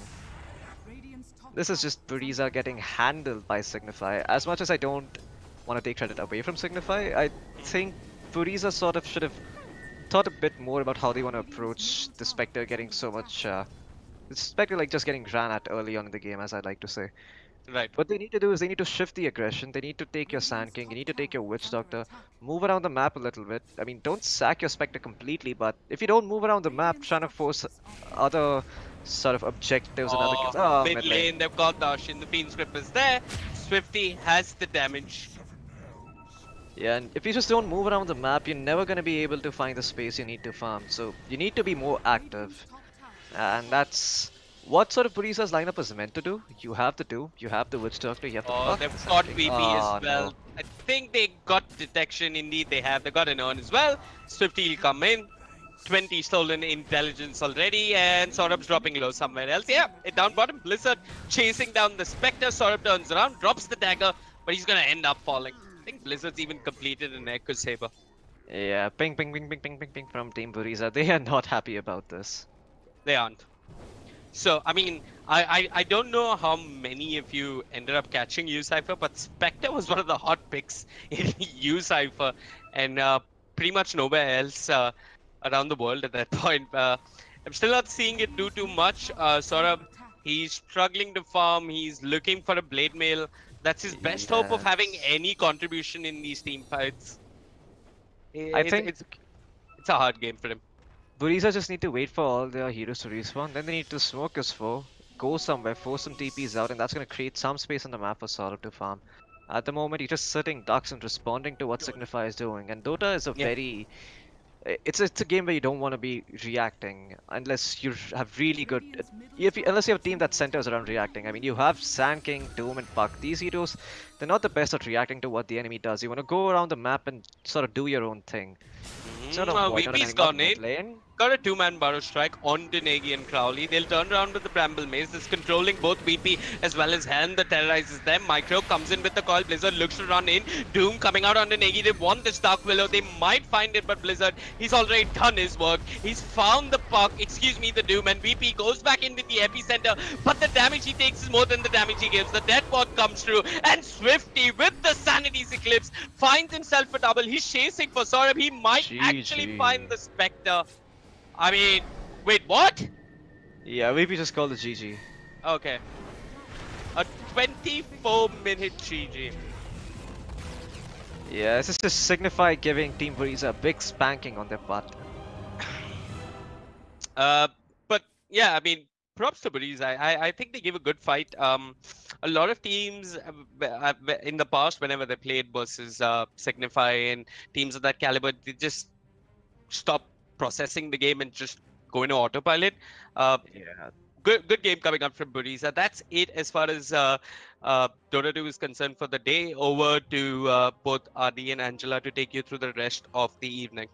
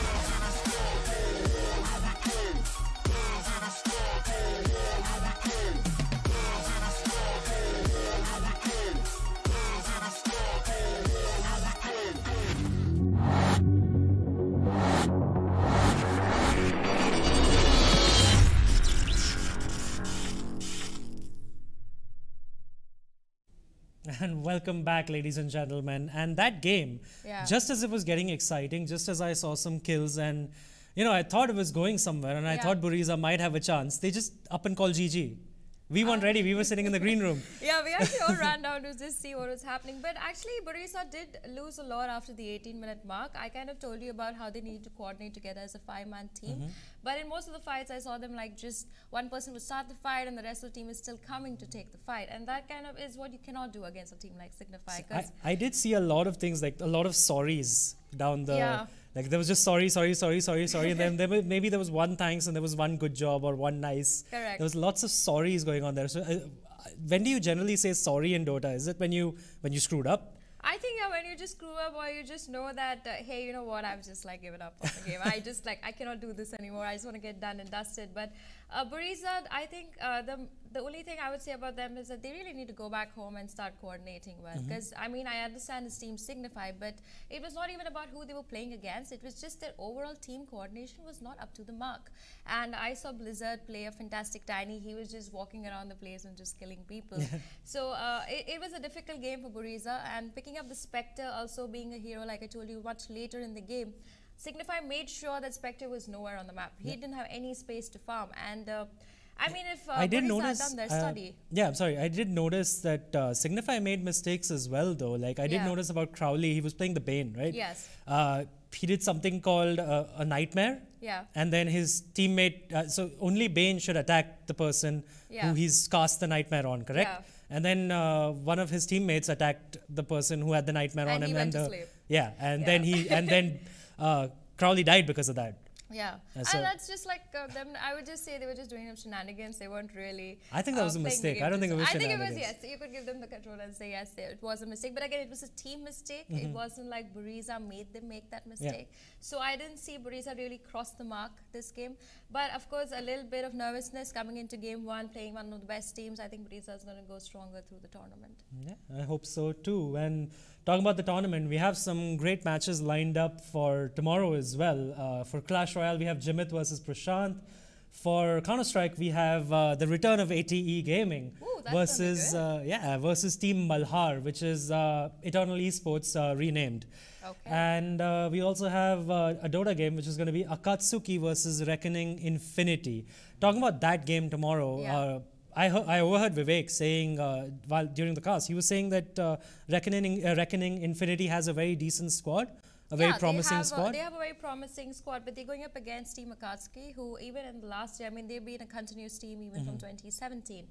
And they kind of dominated their way because last year we didn't really have a lot of prominent Dota 2 teams, I'd put it like that. So Akatsuki was on the leaderboard and they were pretty high on that. So Reckoning Infinity, very strong team coming in, but they're going a bit Akatsuki, who are also a very strong team. So it's going to be a game to watch. All right, so there you heard it. It's going to be a game to watch. So do tune in tomorrow as well. Same time, 6:30 p.m. every day now, running almost throughout the year. Yes. So we have our work cut out for us. But I just want to once again shout out to our sponsors. Owned by HP, HyperX, Intel, and of course organized by Nordwind Gaming. We wouldn't be able to do all of this, and we wouldn't be able to bring, this quality Counter-Strike, quality Dota, some quality Clash Royale as well to you every day without the help of these sponsors. So yeah, that's it for us. We'll see you tomorrow.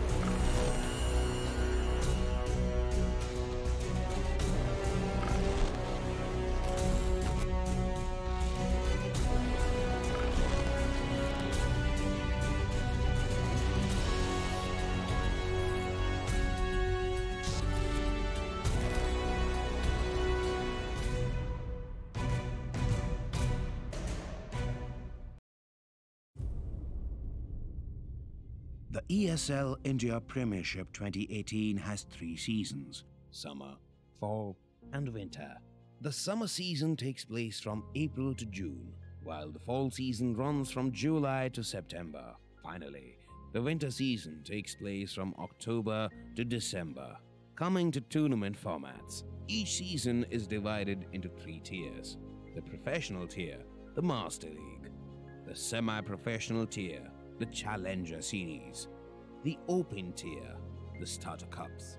Moving on to the frequency, every season in the ESL India Premiership 2018 will see 1 Master League, 3 Challenger Series, and 3 Starter Cups. The Masters League now hosts 12 teams and players. Meanwhile, the Challenger Series has 8 contestants and follows a double elimination format. Finally, the Starter Cups are now limited to only 128 participants, so make sure you register for the Premiership now. Once you register for the Starter Cup 1, you'll have to fight your way to the top. At the end of the phase, you will get promoted to the Challenger Series 1. You should try and maintain your position in the Challenger Series 1, 2, and 3. But this is no easy task. At the end of every phase, the bottom 2 contestants are dropped out. They are replaced by the top teams from the Starter Cups. Those who succeed in the Challenger Series are rewarded with promotion to the Master League. The top 4 teams will proceed to play in the next season's Masters League. Meanwhile, the Master League runs uninterrupted until the end of the season. The 12 champions will constantly try to establish their dominance over the others. But at the end of a season, the bottom 4 teams are relegated to the Challenger Series, while the top 4 play at the LAN finale for the top prize. ESL India Premiership 2018 begins in April. The registrations are on, so make sure you sign up now.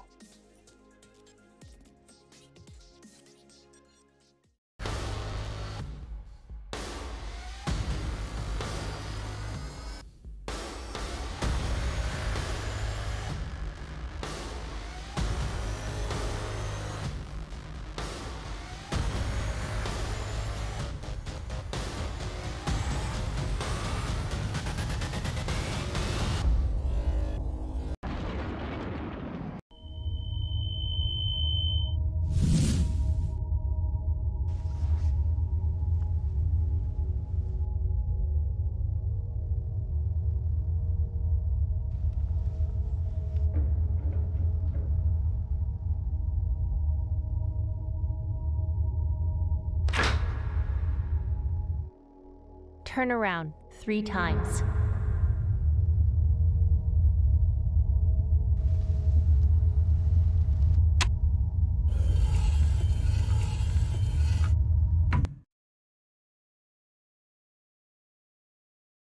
Start shooting.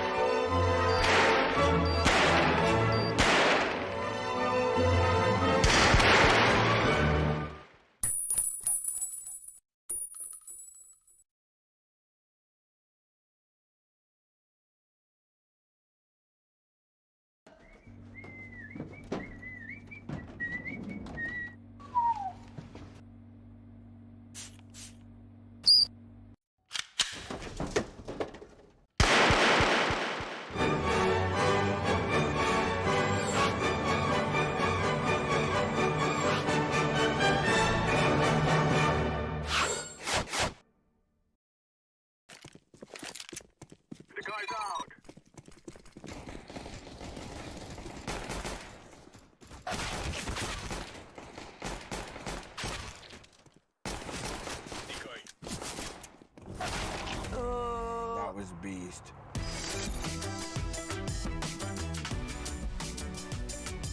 Game, record, and stream without compromise on Intel Core i7.